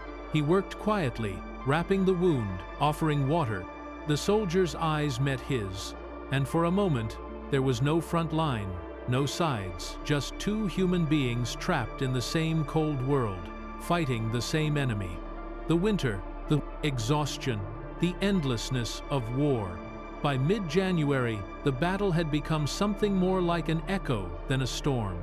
The front lines shifted eastward, but the memory of the Bulge lingered in every crater, every ruined town, every haunted silence. The Ardennes had taken its toll. It had consumed men and machines, hopes and illusions. The German army was no longer the master of blitzkrieg. It was a battered, bleeding animal, retreating toward its own den with hunters at its heels. As night fell once more over the shattered forests, the snow began to fall again, soft, gentle, almost beautiful. It covered the scars, the footprints, the remnants of destruction, as if the earth itself was trying to forget. But memory runs deep in places like the Ardennes. Beneath that quiet blanket of white lay the frozen truth, that here, in these woods, the war had changed forever. The battle's fury had passed, but its ghosts would remain, whispering through the trees, reminding anyone who cared to listen that even in silence, the echoes of war never truly fade. Shadows of the retreat.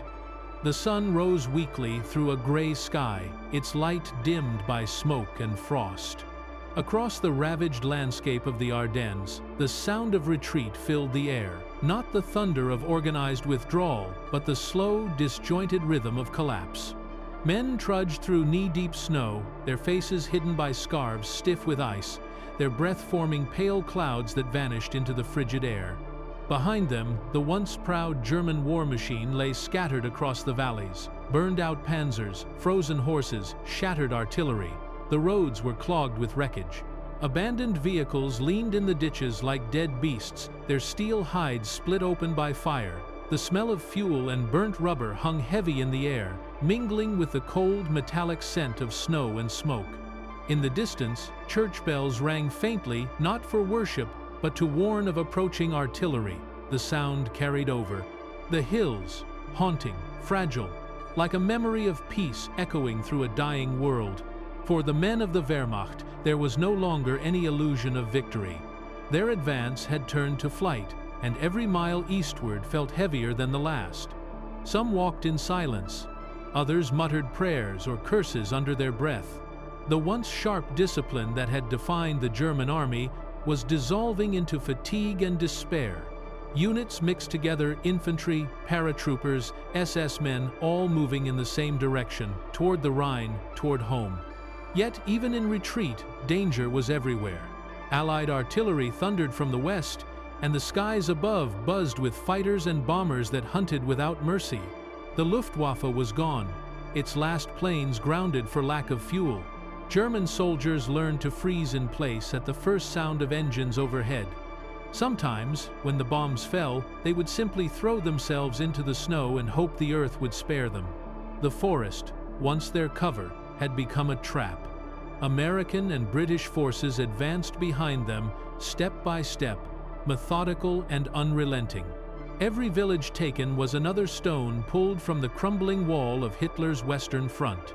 Engineers repaired bridges under fire. Convoys rolled through the narrow, icy roads that had once belonged to the enemy. Along the way, they found reminders of what had been lost: empty helmets, abandoned letters, bodies half buried in drifts. The living pressed on, but the dead seemed to outnumber them. In Bastogne, the siege was over, but the memory of it clung to the air. The town was a grave of steel and snow, its buildings torn open by shells, its streets littered with burned tanks and twisted wreckage. The men of the 101st Airborne who had held it now moved cautiously through the ruins, their faces older than their years. They had survived what many thought impossible, and yet the victory felt hollow. Too many friends lay frozen in shallow graves beyond the town's edge. For the civilians of Belgium and Luxembourg, the retreat brought no peace. German troops, desperate and angry, looted what they could not carry. Barns were stripped of livestock, homes emptied of food and blankets. Some families hid in forests or cellars, waiting for the sound of Allied voices before daring to emerge. When they did, they found their villages unrecognizable. Church spires collapsed, streets filled with craters, the snow stained black by smoke. Liberation had come, but it had come through fire. In a small farmhouse near Houffalize, an old woman offered coffee made from roasted acorns to a group of American soldiers. Her hands shook as she poured, her eyes hollow but grateful. One of the soldiers, barely 20, smiled faintly and offered her a chocolate bar in return. For a moment, the war faded. There was only warmth, and the simple act of kindness shared in the cold. Then, the distant rumble of artillery reminded them all that it was not yet over. The German commanders tried to restore order. They spoke of regrouping, of establishing new defensive lines, of counterattacks that would never come. But the men no longer listened. They were cold, hungry, and haunted by what they had seen. For many, the Ardennes had been their first glimpse of defeat, not just tactical loss, but the shattering of faith in their cause. The propaganda that had once promised victory now rang hollow against the relentless truth of winter. At night, the horizon flickered with firelight. Villages burned as both sides exchanged shells. The glow reflected off the snow, painting the world in shades of orange and gold. The soldiers who still fought did so more out of instinct than purpose. The front had become a wasteland of frozen trenches and shattered trees. The cries of the wounded carried softly through the still air, merging with the wind until it was impossible to tell where the living ended and the dead began. In one silent clearing, a group of American soldiers found an abandoned German camp. Fires still smoldered in the pits. Half-eaten food lay frozen on plates. A photograph of a family sat on a table beside a spent cartridge case. The men stood in silence for a moment, staring at the image of smiling faces, before one of them turned it face down in the snow. There were no enemies here anymore, only casualties of the same endless war. By mid-January, the Bulge had almost disappeared from the maps. The front lines had stabilized near the positions they held before the German attack began, but the land itself would never be the same. The forests of the Ardennes had seen too much, too many fires, too many bodies, too many frozen dreams. The snow would melt, the trees would grow again, but beneath their roots, the scars of the battle would remain. As the last German units withdrew, their officers looked back one final time at the hills and valleys that had once held their ambition.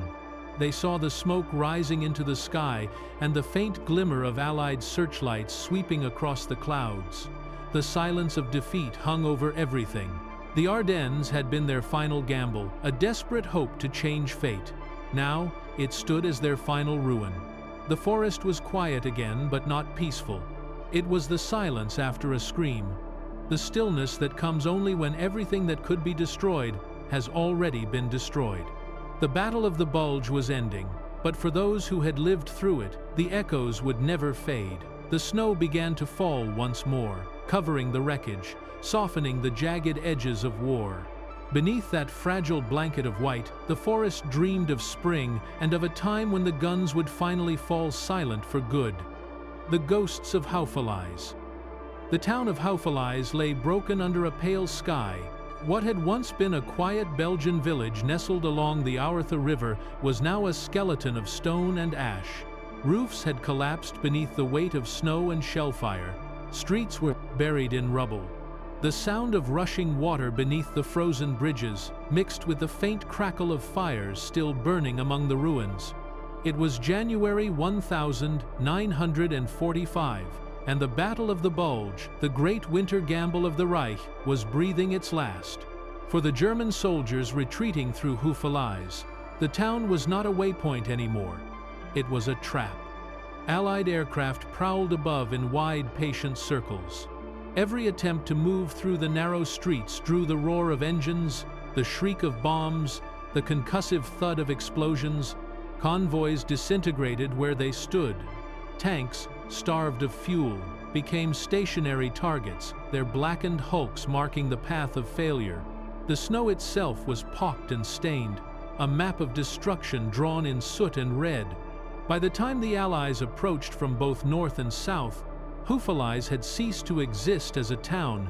It was a cratered intersection of shattered walls and drifting smoke, a crossroads that had swallowed entire divisions. The Germans who remained were not fighting for victory now, but for escape. Small groups huddled in cellars or among the ruins of houses, shivering in the cold, waiting for orders that would never come. In the basements, candles flickered beside wounded men who would not see morning.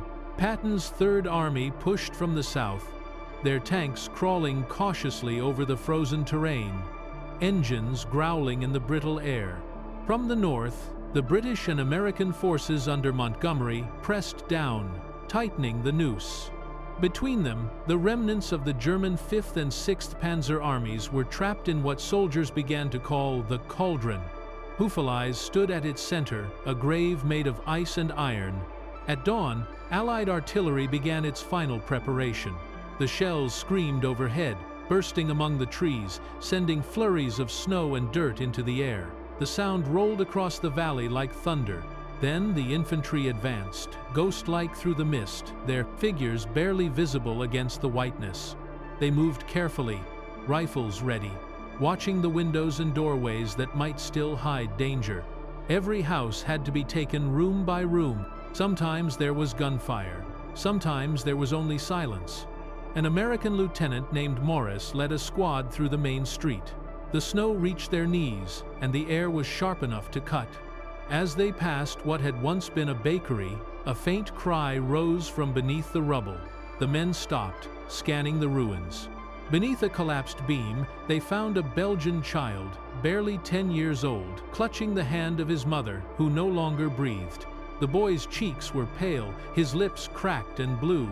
Without a word, the lieutenant handed him his canteen and wrapped him in his own coat. The war had taken nearly everything, but not the last ember of compassion. The battle for Houffalize raged for hours, though battle seemed too grand a word for what it had become. There were skirmishes, ambushes, and sudden bursts of chaos. German machine gunners fired until they were silenced by artillery. Snipers haunted the church tower until a direct hit sent the steeple crashing down. The river froze over, shattered by the weight of collapsing bridges. By afternoon, the fighting had dwindled to sporadic bursts. The town was gone, but the killing continued, echoing through the ruins like the last notes of a dying song. When night came, the forest around Houffalize glowed orange with fire. The air was thick with ash and snow, swirling together until it was hard to tell one from the other. In the distance, the thunder of retreating engines grew fainter. The Germans were pulling back in small bands, heading toward Street Vith, toward the Siegfried Line, toward home. They left behind their dead, their tanks, their dreams. The Bulge was closing, and they knew it. Among the Allied soldiers who entered the town the next morning, the mood was strangely quiet. They had expected fierce resistance, perhaps a final stand. Instead, they found only ghosts. Bodies lay frozen in doorways, rifles still in their hands. Dogs wandered among the ruins, sniffing at the silence. Somewhere, beneath the debris of what had been a schoolhouse, a bell rang faintly, loosened by the wind, tolling for the lost. For the people of Houffalize who had survived the storm, the liberation was bittersweet. They emerged from cellars and barns, blinking in the pale daylight, to find their homes erased. Some wept, others simply stood still, as though the weight of what they saw was too heavy to bear. American soldiers shared rations, carried the wounded, and tried to clear paths through the debris. One old man, clutching a small wooden crucifix, muttered prayers over the dead German and Allied alike. Patton himself would later call the destruction of Houffalize a tragedy born of necessity. The town had been the pivot point of the enemy's retreat, and crushing it meant closing the Bulge for good. Yet even he admitted, in private, that the sight of it haunted him. There was no glory in this victory, only exhaustion and the cold realization that they were standing on the bones of the enemy's last hope. When the guns finally fell silent, a strange quiet settled over the valley. Smoke drifted upward in thin, wavering lines, dissolving into the gray sky. The river, half frozen, reflected the glow of fires still burning in the distance. Snow began to fall again, soft and soundless, covering the wreckage inch by inch. The soldiers who had fought there walked among the ruins in silence, their faces unreadable. Some took photographs. Others said nothing at all. By mid-January, Houffalize had become the symbol of what the Battle of the Bulge truly was, not a triumph of cunning or strategy, but a slow, grinding collapse of will, of endurance, of illusion. The Bulge that had once swelled so dangerously into Allied lines was now nothing more than a scar. The maps were flattening again. But the cost was written in the white fields and the empty eyes of those who had seen too much. That night, as the last flames flickered out and the snow fell thicker, the valley grew still. The war had moved eastward, leaving behind only silence, a silence that seemed almost sacred. The Ardennes had been claimed by the winter once more, but beneath its calm surface, the ghosts of Houffalize whispered softly through the drifting snow, telling their story to the wind, the story of men, of courage, of futility, and of the final gasp of a dying empire. The fading fire. The snow fell endlessly, soft and slow, as if heaven itself were trying to cover the wounds of the earth. By the second week of January 1945, the great offensive that had once thundered through the Ardennes was now a shadow of itself. The mighty roar of engines that had once filled the forests was gone. In its place came only the whisper of wind through splintered trees and the crunch of boots retreating eastward. The Battle of the Bulge, the last surge of German power in the West, was burning out, its fire fading into ash. The once invincible panzer divisions were now scattered and broken. Many of their tanks stood cold and lifeless along the roadsides, their long barrels pointed uselessly toward the sky. The fuel that had carried them so far had run dry days ago. Crews slept inside their steel shells for warmth, shivering beside engines that would never start again. Others had abandoned their machines altogether, setting them ablaze to keep them from falling into Allied hands. The smell of burning oil mixed with the frozen air, a scent that lingered for miles like the ghost of a dying dream.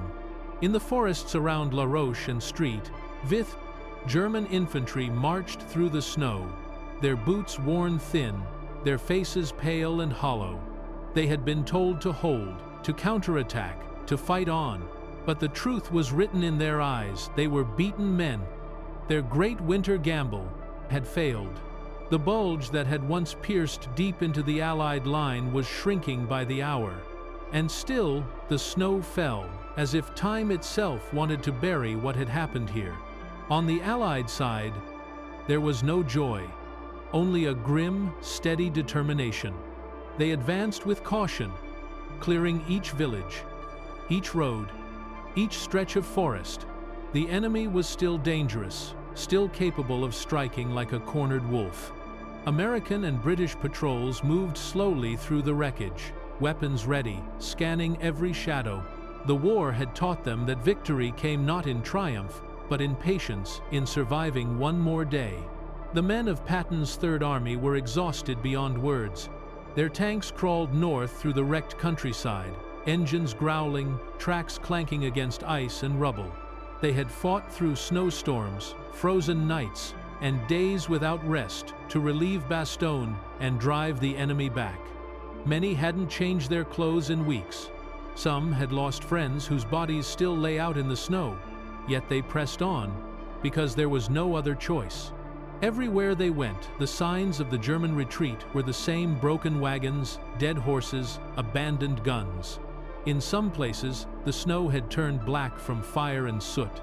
In others, it glowed faintly red, where the setting sun touched the frozen blood of men who had fallen only hours before. Soldiers learned not to look too closely at the faces beneath the ice. There was no hatred left, only a numb understanding that all of them, on both sides, were trapped in the same endless winter. In the town of La Roche, the fighting had been fierce. The narrow streets, lined with old stone houses, had turned into killing grounds where every corner hid an enemy. Allied tanks moved slowly through the ruins, their machine guns sweeping the windows ahead. The Germans fought with the desperation of men who knew the end was near. When the shooting finally stopped, the town was little more than rubble. A church bell, cracked and half buried in snow, still managed to ring as if announcing both victory and mourning. The civilians who had survived came out of cellars, their faces pale with shock. Some wept when they saw the American flags on the passing tanks. Others simply stared at the devastation in silence. A woman handed a soldier a piece of bread, all she had left. He took it, not out of hunger, but because he understood what it meant. In that moment, the war was not about nations or maps. It was about the fragile, flickering spark of human kindness in the coldest of places. The German army was now fighting on borrowed time. Orders came down from Berlin to hold positions, to counterattack, to regain the initiative. Words that no longer meant anything. Field commanders had stopped believing in miracles. They were focused only on survival, on keeping what few men they had alive long enough to retreat behind the Siegfried Line. In the ruins of captured villages, German officers burned documents by candlelight. Some destroyed radios to prevent capture. Others simply sat staring into the fire, their thoughts heavy with the weight of the inevitable.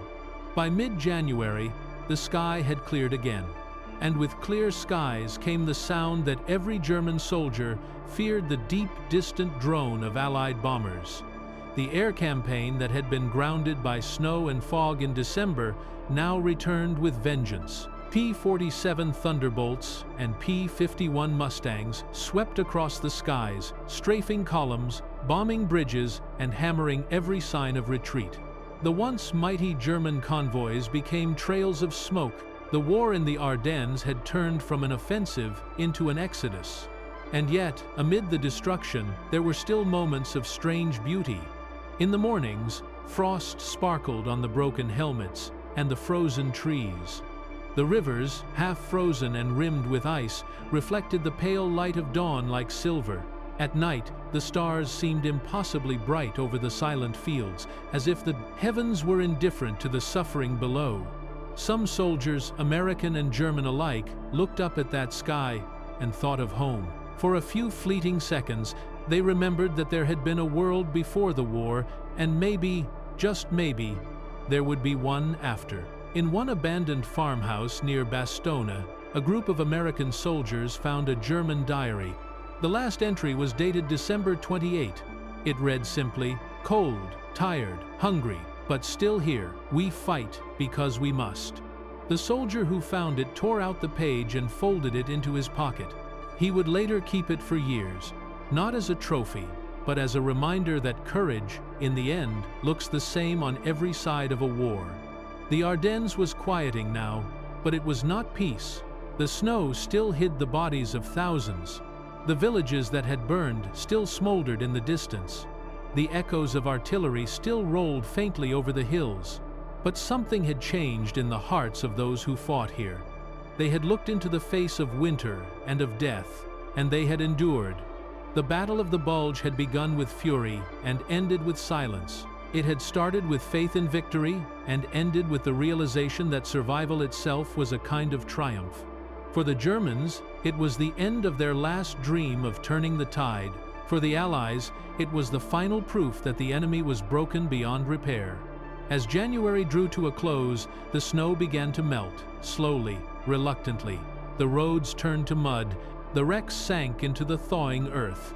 And the armies, both those who advanced and those who retreated, moved on. The Ardennes, once filled with fire and thunder, returned to its quiet, to its cold, to its ghosts. And in that fading fire, beneath the gray winter sky, the last embers of Hitler's ambition flickered out, leaving behind only the whisper of wind through the trees, and the memory of men who had fought in a place where courage froze, and yet somehow still endured. The long retreat, the wind that swept through the Ardennes that January was no longer a wild scream of battle but a long, tired sigh. The trees that had once trembled under shellfire now stood motionless, their branches heavy with ice, their roots buried beneath snow, thickened by ash. The Battle of the Bulge was ending not with a single blow, but with a slow unraveling, a retreat measured in weary steps and frozen corpses. What had begun as Hitler's boldest gamble had become a desperate flight from disaster. On the German side, the retreat was chaos wrapped in silence. Along the narrow roads that wound through the forest, endless columns of men trudged eastward. They no longer marched in formation, they limped, they stumbled. They leaned on rifles as walking sticks and dragged their boots through the snow. The roar of engines that had once filled the Ardennes was replaced by the shuffle of feet and the groan of wooden wheels. Horses pulled wagons overloaded with the wounded, the dying, and the few possessions that could be carried. Their breath hung in the cold air like smoke, and every few hundred meters one would stumble and fall, never to rise again. The German army that had charged into the Ardennes in triumph was unrecognizable now. Their uniforms were tattered, their helmets dented, their weapons caked with frost. The pride that had driven them forward was gone, replaced by a quiet, hollow obedience. They no longer spoke of victory or the Rhine or the Führer's grand plan. They spoke of warmth, of food, of survival. Some carried photographs of their families tucked close to their hearts, a reminder of the life that waited beyond the endless white. Others carried nothing at all. In the villages they passed, the locals watched from shattered windows. These were the same soldiers who, weeks before, had stormed through their streets, shouting orders and firing into the air. Now they passed like ghosts, heads bowed, faces gray with exhaustion. There was no swagger left, no songs, no speeches. A few villagers offered bread or a flask of water. Others turned away, unable to summon pity for the men who had brought so much destruction to their doorsteps. For the Allies, the pursuit was relentless. American tanks rolled north and east, cutting off retreat routes, pressing the enemy into smaller and smaller pockets. The sound of their engines echoed through the valleys, a low, steady growl that meant the tide had turned for good. In the skies above, the once clouded heavens were now crystal clear. The air was cold and thin, perfect for flying. P-47 Thunderbolts and P-51 Mustangs prowled overhead, their shadows gliding over the snow like predators. They attacked any column that dared move by day, their guns flashing, their rockets leaving trails of smoke and fire. The German soldiers learned quickly that daylight meant death. They marched at night now, stumbling through the darkness, the moonlight glinting off frozen helmets. The roads were littered with wreckage, burned trucks, shattered artillery pieces, and tanks abandoned when their fuel ran out. In some places, the snow itself was black from soot, the trees still smoldering from airstrikes. The forest that had once offered cover had turned into a graveyard of steel. And yet, even in defeat, there was a grim discipline. Officers urged their men onward. Some units still fought rearguard actions, digging in on hills and crossroads to delay the Allied advance. They set ambushes, fired from the tree line, and vanished into the snow. Each hour they bought allowed another column to slip eastward. But each delay cost lives, and every life lost made the retreat thinner, weaker, slower. In one small Belgian village near Houffalize, a handful of German paratroopers held out against the advancing Americans for 3 days. They had no armor, no heavy weapons, and almost no food. But they fought with the ferocity of men who knew that capture meant the end. When the Americans finally took the village, they found the paratroopers' bodies frozen in the snow, rifles still in their hands, eyes open, staring at the gray sky above. The sight haunted the men who found them not because of hatred, but because of the sheer waste of it all. For the American soldiers, victory did not feel like triumph. It felt like exhaustion. They had fought through blizzards, frostbite, and endless shell fire. Many had not slept properly in weeks. Their uniforms were crusted with ice, their boots stiff with mud and blood. They advanced not because of glory, but because momentum carried them forward.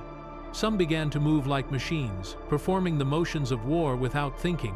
Eat when there is food, fire when there is an enemy, sleep when the shooting stops, then move again. The civilians who had endured the battle watched the retreating Germans and the advancing Allies with equal disbelief. Their homes had been destroyed twice in a single month, first by the attack, then by the counterattack.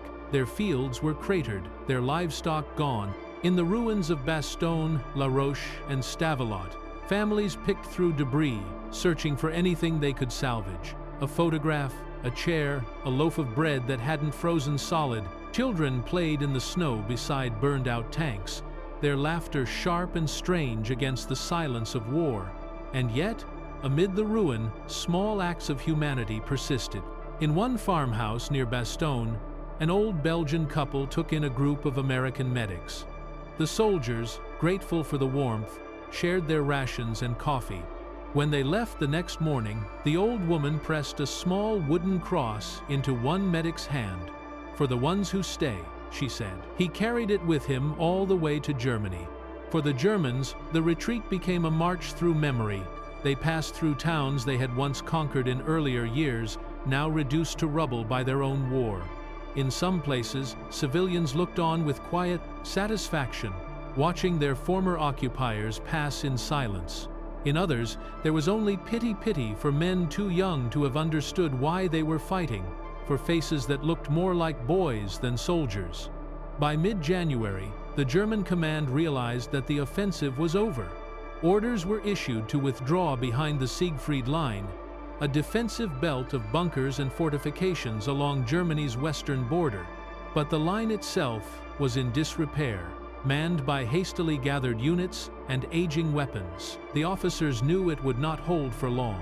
The Ardennes had cost them too much, not only men and tanks, but time, the one resource the Reich could not replace. Every day lost in the snow was a day gained by the advancing Soviets in the east. The contrast between the two fronts was stark. While the Wehrmacht bled out in the frozen forests of Belgium, the Red Army was surging across Poland in a tide of fire and vengeance. News of the Soviet advance filtered through the ranks like a whisper of doom. Some soldiers still clung to faith in Hitler's promises. Others knew the truth: the war was lost, and they were fighting only for survival, not for victory. The Allied soldiers pushing eastward sensed it too. They no longer faced the same fierce resistance of December. The enemy's spirit had cracked. Prisoners surrendered in groups, their faces pale, their hands shaking not from fear but from cold. Many were wounded, bandaged with rags. When offered food or cigarettes, they accepted without a word. There was no defiance left in them, only fatigue. As the Allied lines closed in from north and south, the bulge on the map began to disappear. The great pocket that had once reached toward the Meuse River now shrank to nothing. The forests that had been filled with battle noise only weeks ago were now quiet again, haunted by the echoes of what had been. On the 25th of January 1945, the Allies officially declared the Ardennes operation complete. The Bulge was gone. The German army in the west was broken, but the price was staggering: nearly 90,000 Allied casualties, and more than twice that number for the Germans. The snow-covered fields of Belgium had become one of the largest graveyards of the war. That night, as the fighting finally faded, the soldiers of both sides looked out over the frozen land in silence. Some lit cigarettes, the glow of their embers small against the vast dark. Others said nothing at all. For a moment, it was as if the world itself was holding its breath. The Ardennes lay quiet under the moon, a white shroud over the dead. The long retreat was over. What had begun with thunder and fire ended in silence and exhaustion. The last German offensive in the west had collapsed, and the road to the Rhine now lay open. The armies would move again soon, eastward, toward the final battles, toward the heart of a dying empire. But, for one night, in the stillness of that cold January air, even the victors seemed too tired to celebrate. The snow whispered over the ground, covering tracks, footprints, and blood. It hid the scars, if only for a while. And in that quiet, one could almost believe that the forest was trying to forget, though history never would. The hollow victory. The guns had gone quiet, but the silence was uneasy, a silence heavy with exhaustion and the kind of sorrow that clings to the soul long after the noise fades. The Ardennes lay beneath a pale winter sun, its snow scarred with craters, its forests littered with twisted steel and the remains of men. The Battle of the Bulge was over, yet no one who had survived it felt victorious. The soldiers who walked among the wreckage knew that something inside them had changed forever. For the Allies, the end had not come with a fanfare or a flag raised high. It had come slowly, like the dying of a storm. The last German positions had been pushed back, the Bulge erased from the maps, and the roads eastward lay open. But the victory felt hollow. Too many friends were gone, too many villages turned to ashes. The men who trudged through the snow were not celebrating. They were simply moving forward, because that was what war demanded: always forward, never stopping, never looking back for too long. In Bastogne, the town that had become the symbol of defiance, the survivors of the 101st Airborne gathered in silence. The siege was over, the relief had come, and yet the town was nothing but rubble and ruin. Shells had shattered its church, its homes, its streets. The once bustling square was now a graveyard of burned-out vehicles and shattered walls. The soldiers stood among them, wrapped in blankets, their faces gaunt and pale. The snow fell softly over helmets and shoulders, covering the traces of battle as if trying to make the world forget what had happened there. A few officers walked among them, offering quiet words, but there was little to say. They had held the line, and the enemy had been driven back. That was the official story, the kind that would be written in reports and repeated in speeches. But for the men who had lived it, the victory was not measured in maps or medals. It was measured in the faces that were missing from the lineup that morning, in the foxholes that would never again be filled. In one corner of Bastogne, near the ruined church, a medic named Harold Jensen sat with a cigarette between trembling fingers. He had spent weeks tending the wounded, his hands frozen and raw, his bandages stained with more blood than he cared to remember. He looked out across the snow and whispered to no one in particular, "We held it, but God, at what cost?" He didn't smile when he said it. There was no pride in his voice, only the dull weight of someone who had seen too much. The roads leading east were choked with German wreckage. Sherman tanks rolled past the burned husks of panthers and tigers that had once roared with terrifying power. In the villages, Allied engineers cleared mines and repaired bridges. Supply convoys rolled forward again, their engines humming steadily, the sound of inevitability returning. The war machine was moving eastward, toward Germany, toward the end. But even in retreat, the German army had not vanished. Small pockets of resistance remained. Snipers fired from hidden positions. Mortar shells fell without warning.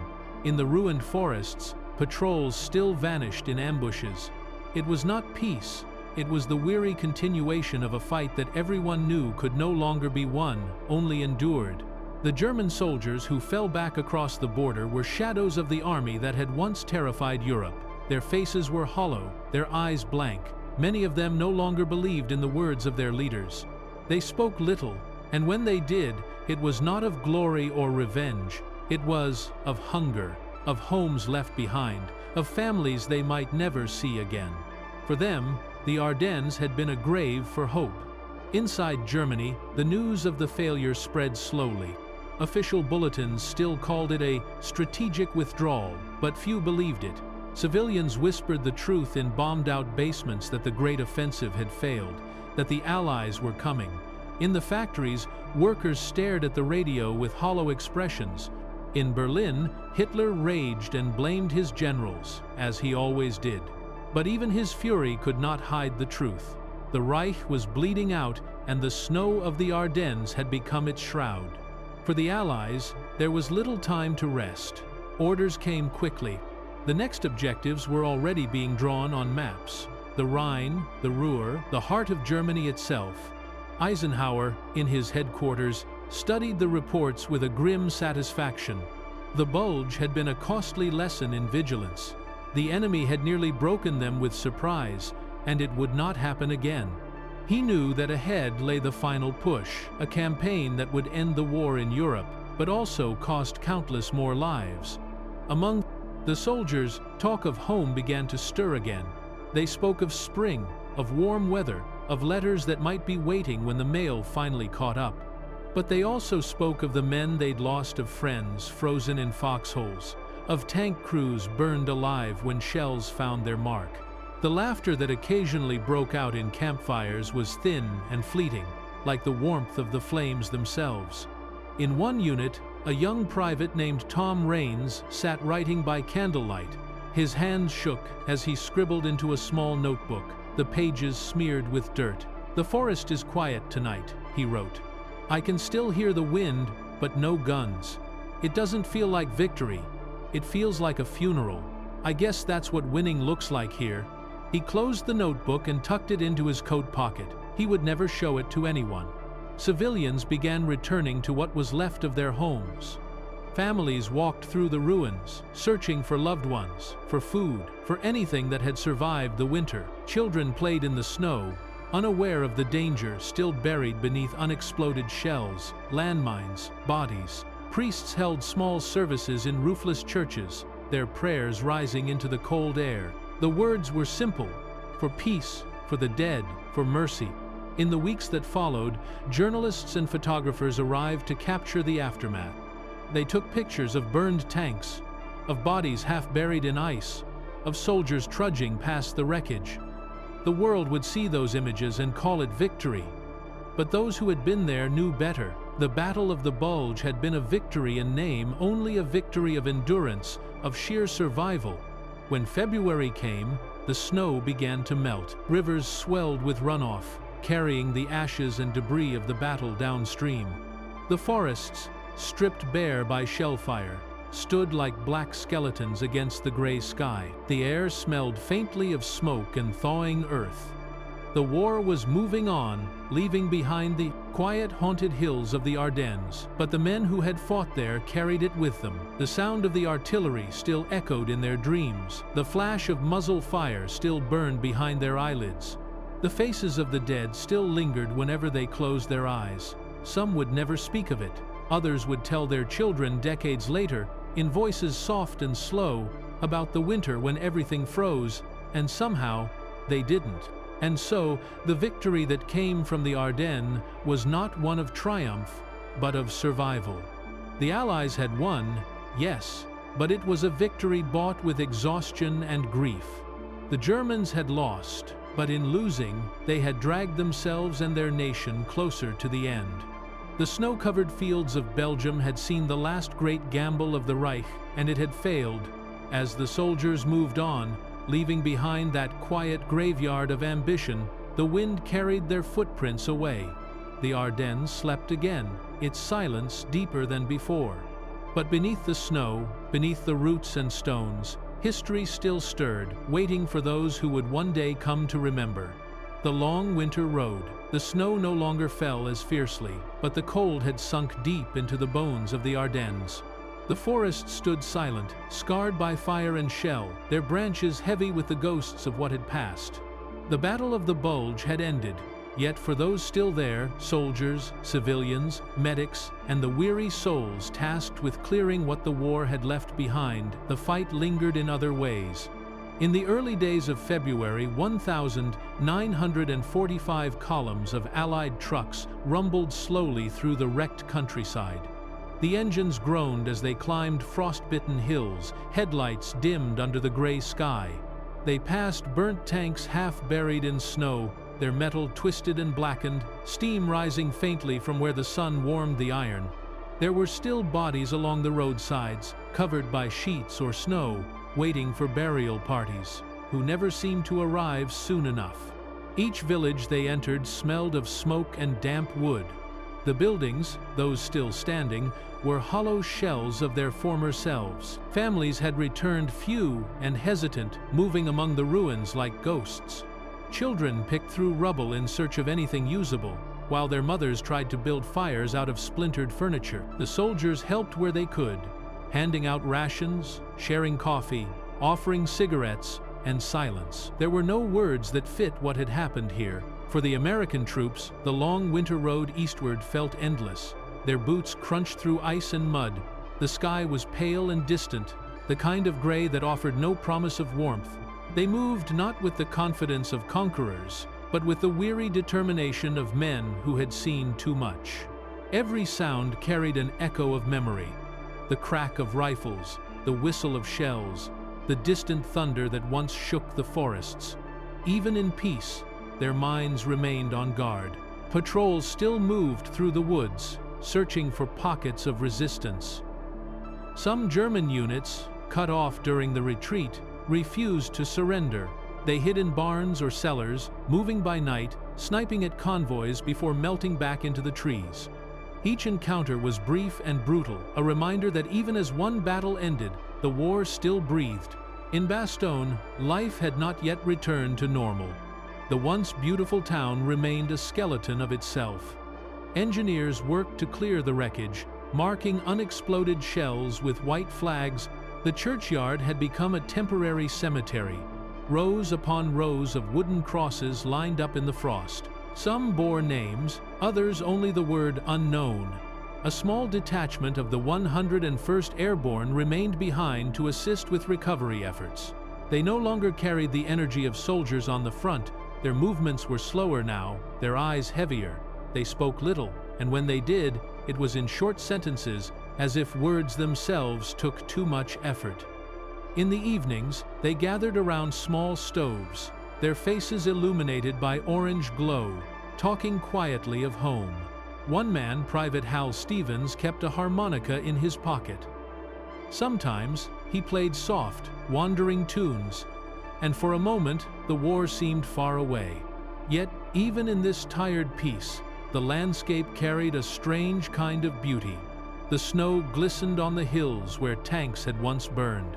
The rivers, swollen with meltwater, flowed quietly under bridges that had been rebuilt from wreckage.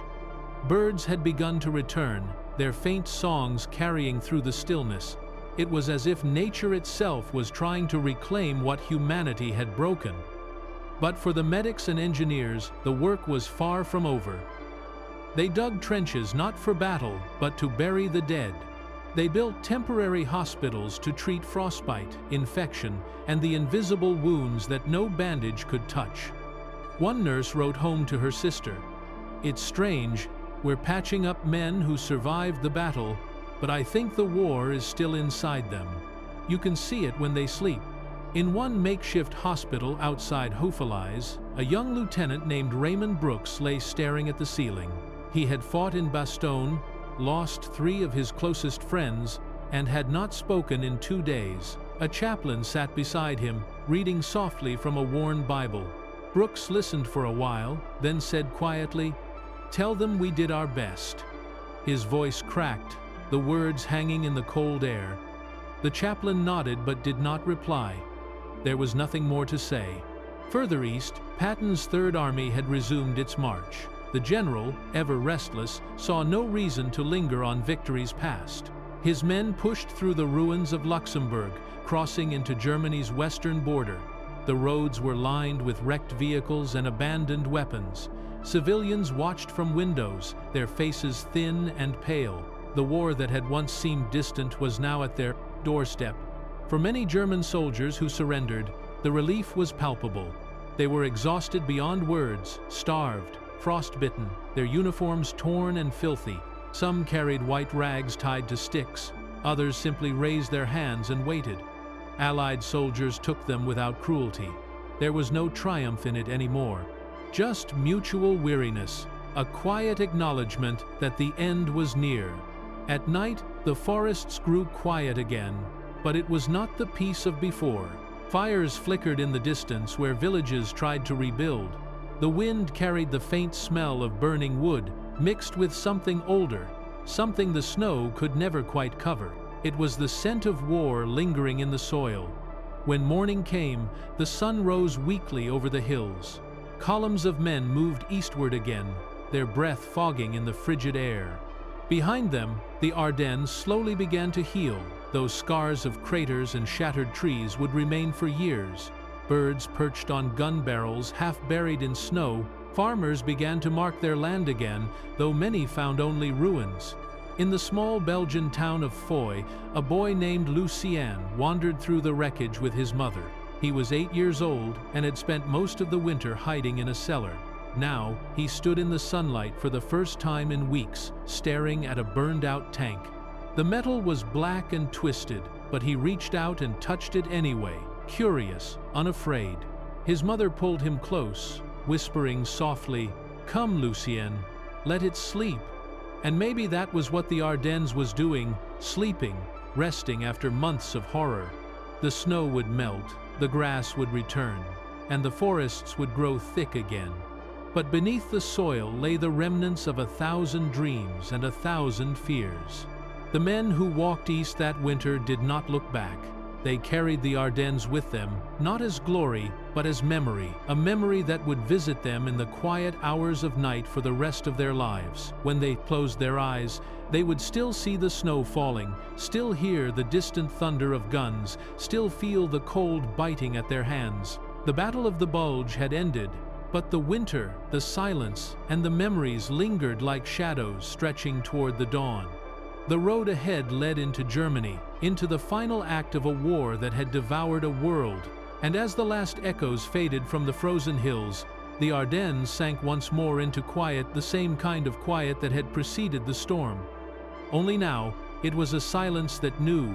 The receding bulge, the thaw began slowly. Patches of brown earth appeared between the snowdrifts, streaks of mud bleeding through white. The wind softened, carrying not the bite of frost but the faint damp scent of early spring. Yet the Ardennes was far from peaceful. The hills still echoed with the rumble of distant artillery, the final notes of a fading storm. The Battle of the Bulge was over, but the land still trembled with the ghosts of its passing. In the first weeks of February 1945, the Allied armies pressed forward through what remained of Hitler's grand gamble. The maps that had once shown a deep, dangerous bulge in the Allied lines now flattened day by day. Villages that had been taken by the Germans in the first surge were retaken one by one. Each advance was marked not by fanfare, but by the quiet satisfaction of endurance, the slow, steady reclaiming of ground paid for in blood and frost. Along the roads leading east, the wreckage stretched for miles. Blackened tanks, shattered trucks, burned-out gun carriages, all frozen where they had died. The once proud panzers of the German army now sat abandoned, half buried in the thawing snow, their iron husks streaked with rust. Allied engineers moved among them, clearing paths for supply convoys, dragging the carcasses aside. The smell of fuel, oil, and smoke clung to everything, mingling with the sour scent of melted snow and decay. Civilians emerged from cellars, blinking in the pale light. Their homes were gone, or half-standing, roofs caved in, walls scorched. They picked through rubble in silence, searching for photographs, for keepsakes, For the smallest fragments of their former lives, the soldiers passing through offered chocolate, cigarettes, and rations when they could. For many, it was the first kindness they had seen in months. The faces of these villagers lined with hunger and fear reminded the weary men why they fought, even after all the horror. The German army was in retreat, but it was not yet defeated. Across the valleys, small groups of soldiers fought desperate rearguard actions, buying time for their comrades to escape eastward. They set mines along the roads, ambushed convoys, then slipped away into the forests. Each encounter was quick and deadly, a flash of gunfire, an explosion, then silence again. The Allies pressed on regardless, their lines tightening, their resolve unbroken. In Bastogne, once the heart of the battle, the rebuilding began amid ruins. The town still smelled of gunpowder and death. The church stood roofless, its walls cracked and blackened, but a cross still hung above the altar. Soldiers came there to pray, their helmets in their hands, eyes lowered. Some lit candles for the fallen, their faces reflecting the flickering flame. Others just sat in the pews, silent, unable to speak the words that swelled in their throats. The wounded were everywhere. Field hospitals stretched along the roadsides, long tents filled with the low murmur of pain and the soft clatter of medics at work. Frostbite, trench foot, pneumonia, the winter had been as cruel as the bullets. Nurses moved quietly between cots, wrapping blankets around shivering men, writing letters for those too weak to hold a pen. One nurse, her hands raw and cracked from the cold, whispered to a dying soldier that spring was coming soon. He smiled faintly before the light in his eyes dimmed. For the German prisoners taken in, the aftermath, the reality of defeat, settled slowly. They marched westward under guard, their boots slapping the muddy roads in weary rhythm.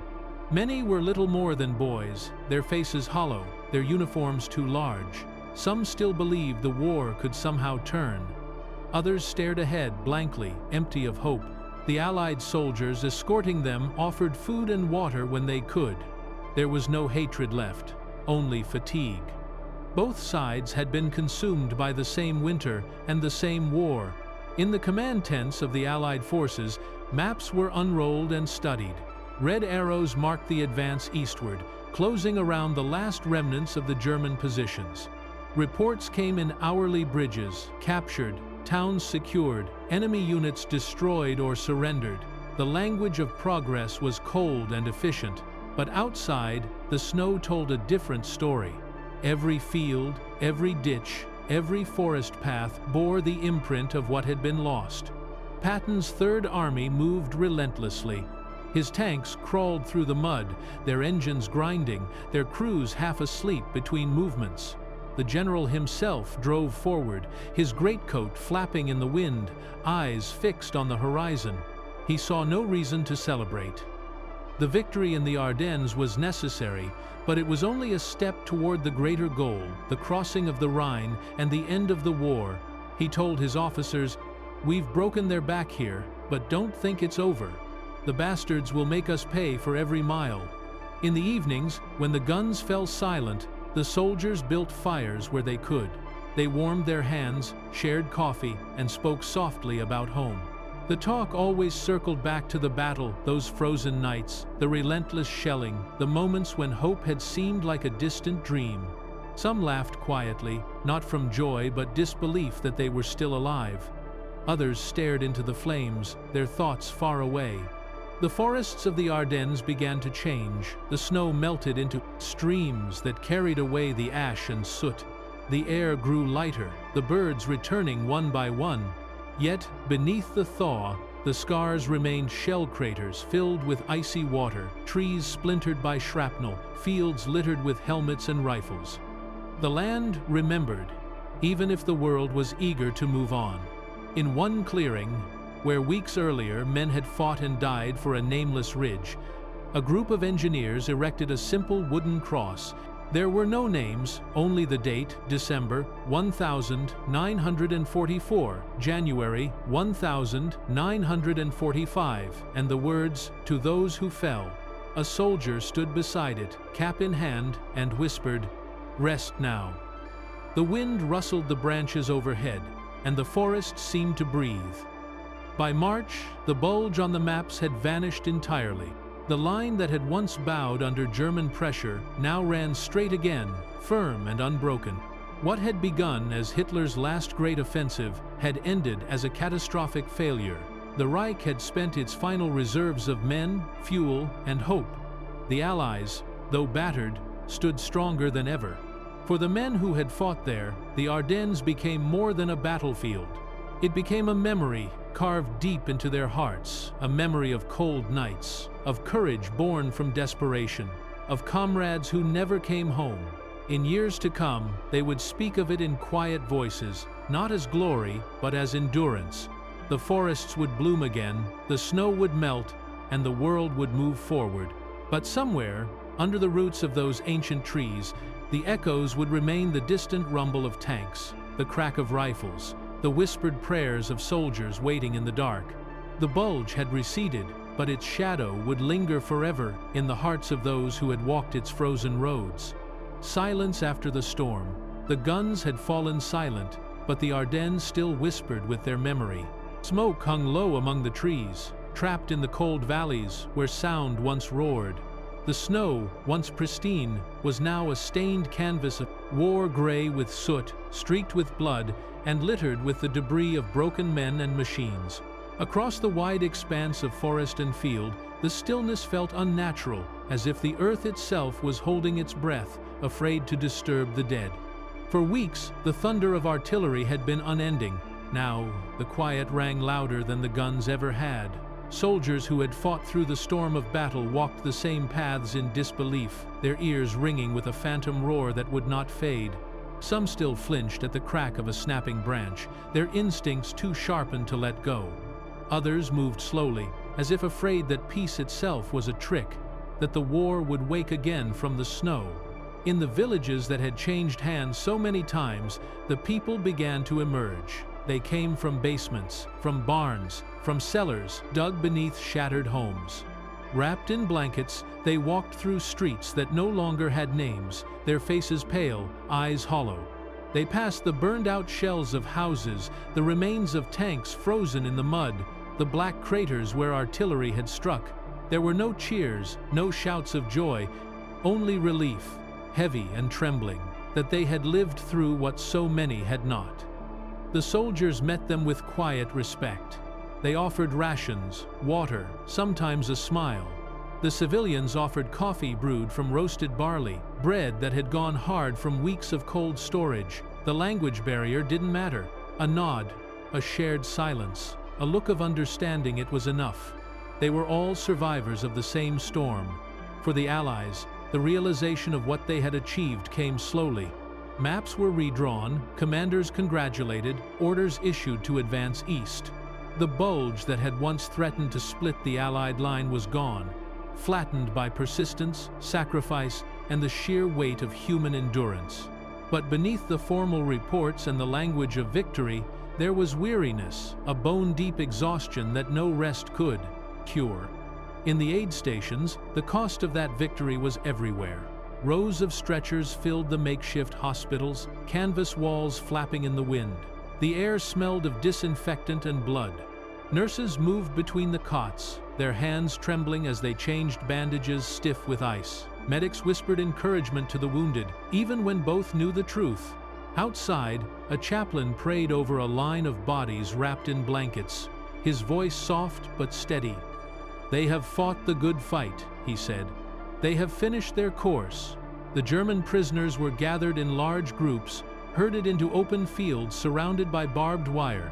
They stood silently, huddled together for warmth, their uniforms ragged, their faces unshaven. Some still held on to the hope that the Reich could rise again, that the Führer had one last miracle left. Most knew better. They stared at the ground, at the boots of their captors, at the snow turning to mud beneath them. Hunger gnawed at them, but worse than hunger was the emptiness, the realization that they had given everything for a dream that had died in the cold. Among them were boys, some no older than 16, their helmets too big for their heads, their rifles slung awkwardly over thin shoulders. The older veterans looked at them with quiet pity.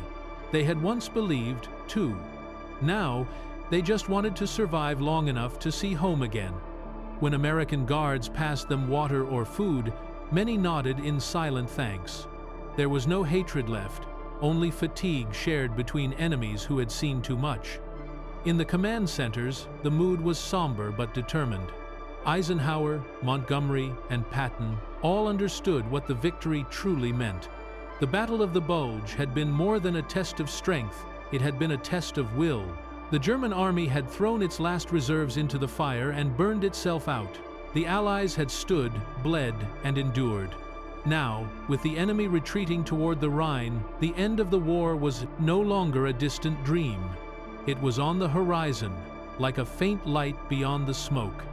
Yet, in the Ardennes, the war still felt close. The ground itself seemed haunted. In the forests, patrols moved cautiously, finding the remnants of battle-stray shells, frozen bodies half buried in snow, letters scattered in the wind. A diary was found near Street Vith, its last entry written on a torn scrap of paper. "The snow is falling again. We are out of fuel. I think this is the end." No name was signed. The man who wrote it was never found. For the living, life continued in slow, uncertain rhythm. Soldiers repaired bridges and cleared roads. Engineers hauled wrecks from ditches. Civilians began to rebuild homes using whatever material they could find. Children played with shell casings, rolling them like toys, unaware of the danger still lurking beneath the ground. The front line had moved east, but the war had left its mark on every field, every forest, every heart. Some nights, as the snow fell softly over the wreckage, the soldiers gathered around their fires and spoke of the battle. They talked of the long nights in foxholes, of the sound of tanks in the dark, of the sudden flares that turned night into ghostly daylight. They remembered the comrades who had stood beside them, now gone. There was laughter, sometimes quiet, bittersweet, but more often there was silence. A private from the 101st Airborne wrote home from Bastogne. "We held the line, I don't know how. The cold was worse than the shells. Sometimes I think the snow wanted to kill us more than the Germans did, but we held. Tell Mom I'll be home soon." The letter arrived a month after he died of pneumonia.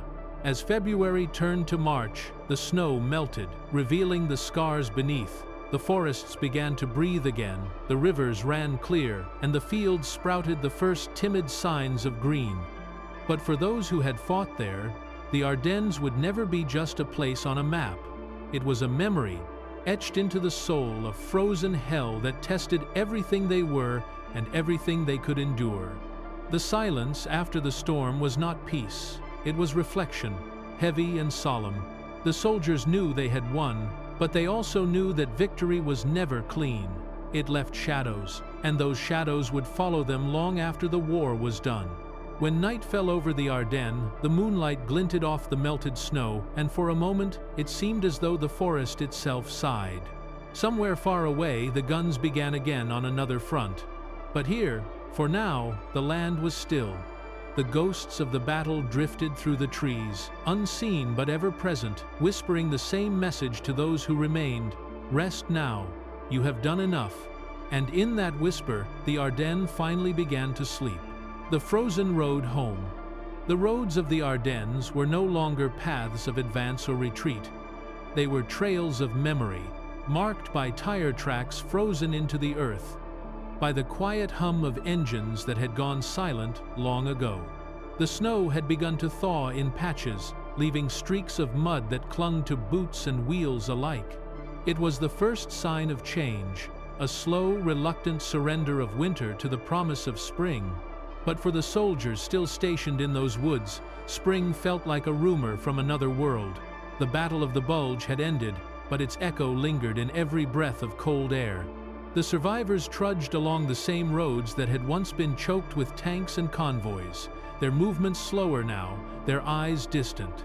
They were not marching toward battle anymore. They were moving through the aftermath, through the wreckage of something immense and terrible that no one could yet fully understand. Columns of Allied trucks rumbled eastward, carrying fresh troops and supplies toward the Rhine. Alongside them, medical convoys rolled in the opposite direction, heading back toward field hospitals with their wounded cargo. Every few miles, the smell of smoke rose. From the roadside burned-out vehicles, ammunition dumps destroyed to clear the way, or simply fires lit by soldiers trying to stay warm one more night in the bitter air.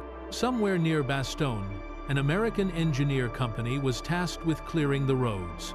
They worked in near silence, lifting wrecked tanks with cranes, marking craters, and sweeping for mines that still lay hidden beneath the snow.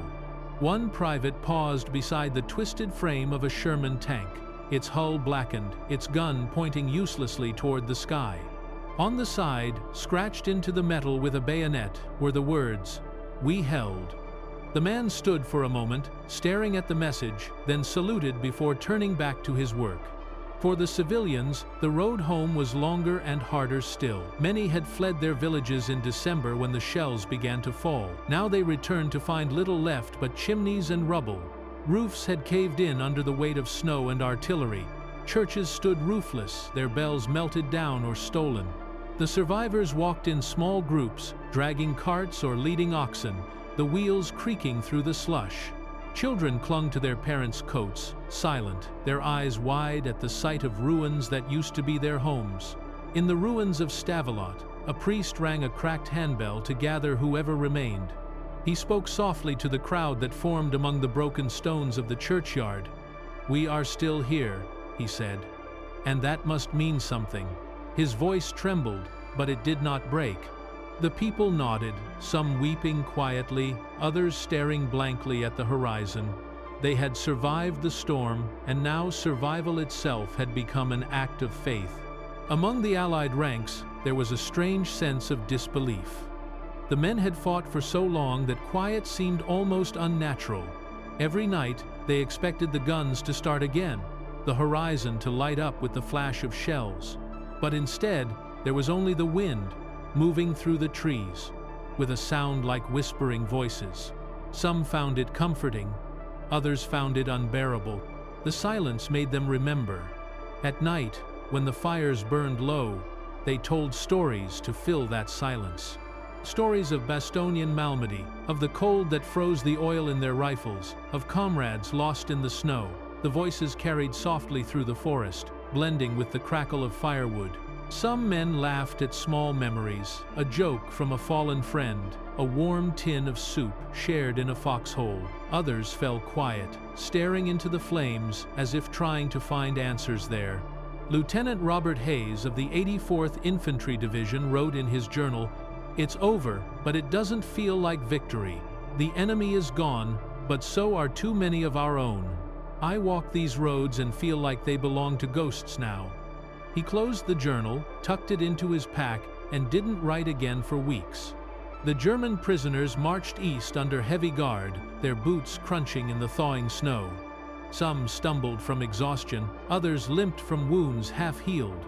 Many no longer wore proper uniforms, just a patchwork of coats and scarves scavenged from the dead or taken from civilians.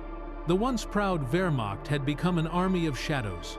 They trudged in silence, heads bowed, through the very landscape they had once hoped to conquer. One American soldier, watching the prisoners pass, muttered quietly, "They look just like us." His sergeant nodded. "That's the thing about war," he said. "You fight long enough, everyone starts to look the same." As February gave way to March, the front lines shifted eastward, toward the Rhine. The Ardennes became a rear area once again, but it was no longer the tranquil rest sector it had been before December. It was now a graveyard, a place where the snow covered more than just the earth. It covered the memory of a gamble that had cost too much. Yet even here, amid the desolation, signs of life began to return. In the towns that could still stand, shopkeepers nailed boards over shattered windows and swept debris from their doorsteps. Farmers returned to their fields, though the plow sometimes struck hidden iron beneath the soil. Children gathered shell casings and broken helmets, pretending to fight battles of their own in the shadow of a war they could barely comprehend. One evening, as the sun dipped low behind the trees, a soldier sat on the edge of a ruined bridge and watched the river below. The water, dark and slow, carried bits of ice downstream. He thought of home, of streets without snow, of laughter without fear. When another soldier joined him and asked what he was thinking, he smiled faintly and said, "Just wondering how quiet feels when it's real." The man beside him didn't answer. He simply nodded, and the two watched the water until the stars began to appear. By April, the Ardennes was alive again, though forever changed. The forests whispered with birdsong instead of gunfire. The air smelled of thawed earth instead of smoke. And yet, beneath the surface, the ghosts remained. Each melted snowdrift revealed a new reminder, a helmet, a rifle, a photograph caught in the mud. The war had passed, but its memory clung stubbornly to the land, like frost that refused to melt. For those who had fought there, the road home was not only the journey back to their countries, it was a return from the edge of what men could bear. They had stared into the cold face of despair and walked out the other side, but they would carry that cold with them always. In every reunion, every quiet night, every snowfall for the rest of their lives, they would remember the Ardennes, and somewhere in those silent woods, beneath the trees that once hid tanks and soldiers, the world began to heal. The rivers thawed, the grass returned, and the snow that had swallowed so many footsteps melted away. But the footprints of history remained, faint but unforgotten, leading home through the silence of the frozen road. The long winter's memory. The Ardennes had begun to thaw, but the memory of the battle lingered like a ghost in the mist. Streams ran with melted snow, carrying away the soot and ash that had blackened the earth. Yet beneath the surface, the ground still remembered the weight of tanks, the fire of shells, the silence of the fallen. To those who had survived, the forest no longer looked the same. It was quieter, yes, but it was the kind of quiet that comes after a scream, heavy and strange, as though the air itself had forgotten how to breathe.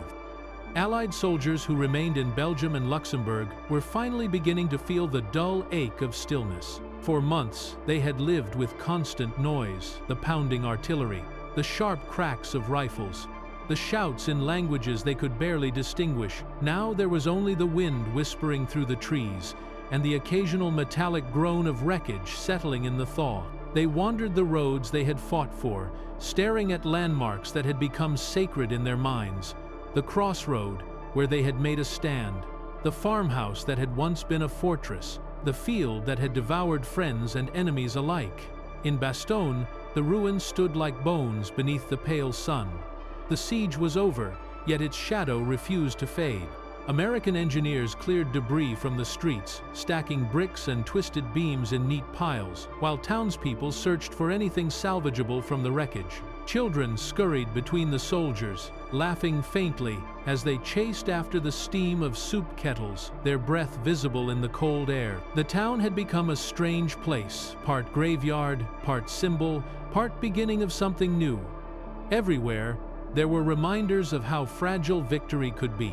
In the forests north of Houffalize, soldiers discovered abandoned German positions, frozen foxholes lined with straw, ration tins scattered in the snow, a field telephone still hanging from a branch, as if waiting for a call that would never come.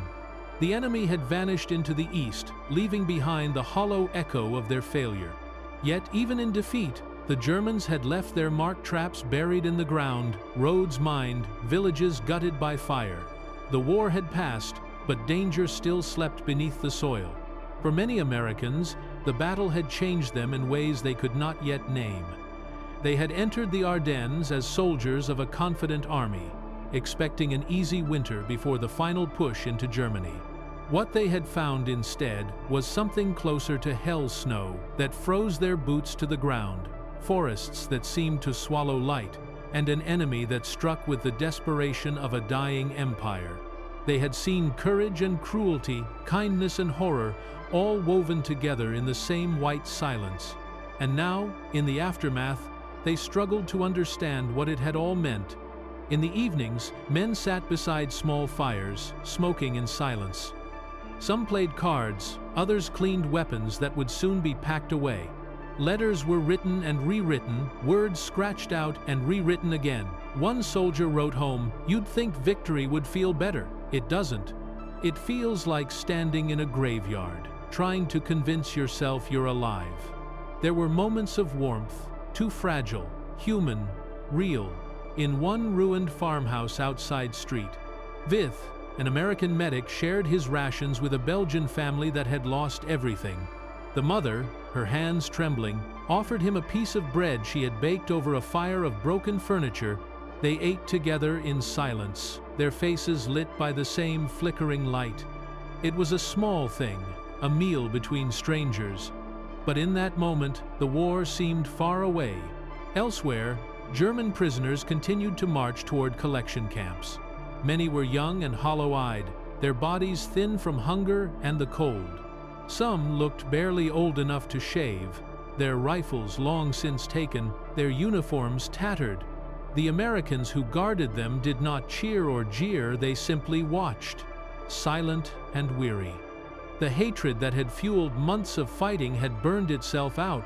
What remained was fatigue and pity, and the unspoken understanding that no one truly won in a place like this. Spring was coming, though the land resisted it. Snowmelt turned the roads to rivers of mud. The wreckage of war sank slowly into the thawing ground. Helmets, guns, the twisted steel of tanks, half buried and forgotten. But memory refused to be buried. It clung to the air, to the smell of smoke that no rain could wash away, to the haunted look in the eyes of those who had seen too much. Commanders came and went, issuing orders for new offensives. Maps were rolled and unrolled, lines drawn and redrawn. The next phase of the war awaited the crossing of the Rhine, the final march into Germany. But for those still stationed in the Ardennes, time felt suspended. They were caught between the end of one nightmare and the beginning of another. In one small chapel in Bastogne, a chaplain lit candles for the dead. The wax dripped slowly down the sides, glowing softly in the dim light. Soldiers came in, one by one, removing their helmets and standing silently. No one spoke. The smell of wax and pine filled the air. Outside, the snow began to fall again, covering the scars of the battle in a soft white hush. For the people who lived there, the Ardennes would never again be just a forest. It had become a vast, living monument to the cost of survival. In the years to come, they would tell stories to their children, stories of tanks that came out of the mist, of nights when the sky burned red, of strangers who shared their last crust of bread. And when the children asked why, the answer would always come the same: because it happened here, because we were here. The long winter of 1944-45 had left behind more than ruin. It had revealed the extremes of what humanity could endure and inflict. The forests that once echoed with artillery would, in time, fill again with the sound of birds. The rivers would run clear, the fields would bloom. But under the roots of those trees, beneath the calm surface of those meadows, the past would always breathe quietly, waiting for those who listened closely enough to hear. When night fell over the Ardennes in that strange, uneasy peace, the stars shone faintly through the thinning clouds. The snow gleamed silver on the ground, covering the wounds of men and land alike. And in that pale light, it seemed for a moment that the world was resting, not healed, but breathing again. The war was not yet over, but for those who had survived the Ardennes, the hardest part was behind them. They would carry the memory of that winter wherever they went. The silence, the fire, the frozen breath of comrades, the feeling of standing at the edge of the world and refusing to fall. The long winter's memory would never fade. It would sleep beneath the snow, in the roots of the Ardennes, where even peace could not bury it. Echoes of the Bulge. The war moved on, but the echoes remained. Even after the last German units had withdrawn and the front lines had shifted east toward the Rhine, the Ardennes still whispered of what had happened there.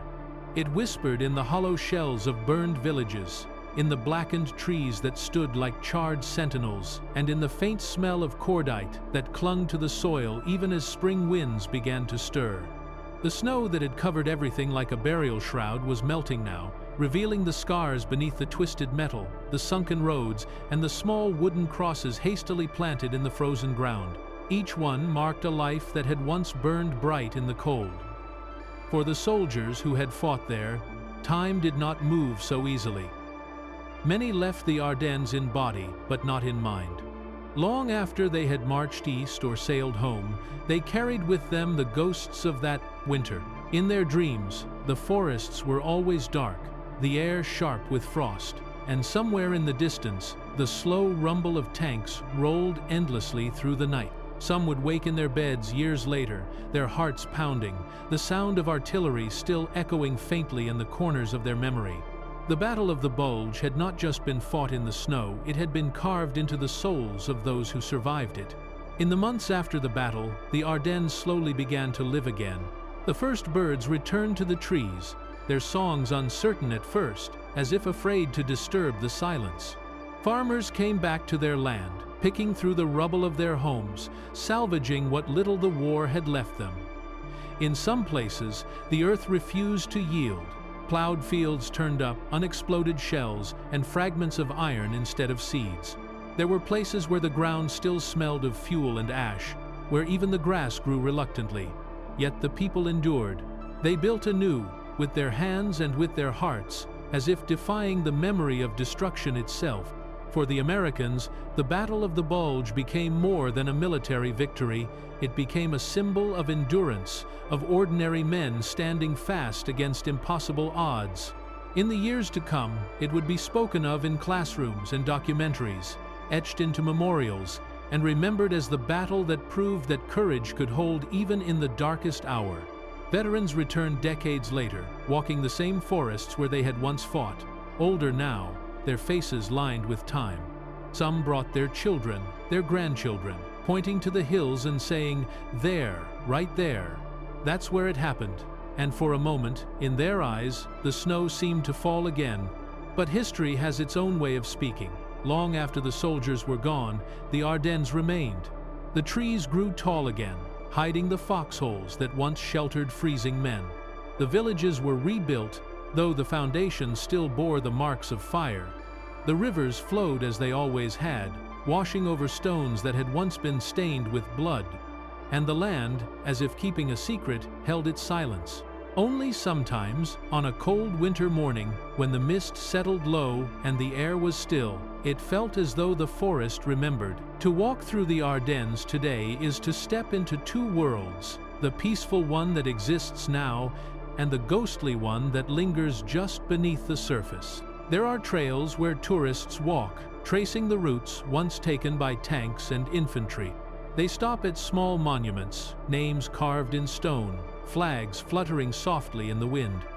They take photos, speak quietly, and move on. But if you listen, really listen, you might still hear it. The crunch of boots in snow, the distant murmur of voices, the low, steady heartbeat of history that refuses to fade. For the people who lived through that winter, memory was not a choice. It was something carried in silence. The farmers who found fragments of helmets in their fields, the mothers who rebuilt homes with their bare hands, the children who learned, too young, the sound of distant gunfire. They grew older, but when the snow began to fall each year, they remembered the laughter that once filled their homes, the fear that followed, the day the world came apart and then somehow came together again. Even among the victors, the victory felt bittersweet. The price had been too high. Over 19,000 Americans dead, tens of thousands wounded or missing. For Germany, nearly double that number, a generation of young men gone to the cold. The forests had been filled with their breath, their blood, their last words whispered into the snow. And in that final reckoning, no one truly won. The land had taken its toll from both sides equally. Yet, from that frozen crucible came something enduring proof that even when the night seems endless, dawn still finds a way. The Battle of the Bulge was more than a turning point. It was a testament to endurance, to the quiet strength that holds when everything else breaks. It was a story of men who refused to give in to despair, who found warmth in the frozen dark through camaraderie, courage, and the stubborn will to survive.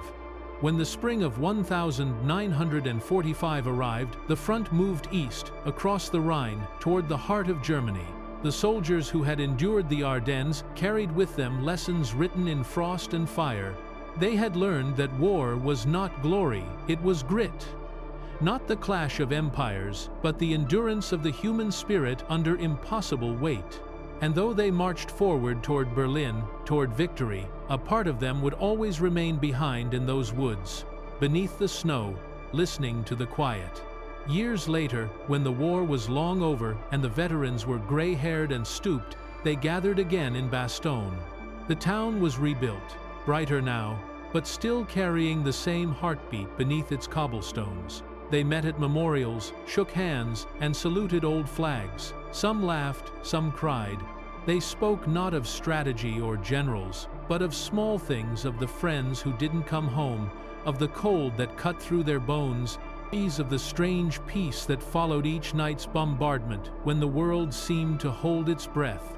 One of them, standing at the edge of the forest, simply said, "It was hell, but it was our hell." As the years turned to decades, the world changed. The children of those who fought grew up in peace. The forests grew thick again, and the tanks became museum pieces. Yet the echoes never truly vanished. They lived on in stories told by firelight, in the pages of history books, in the names engraved on stone.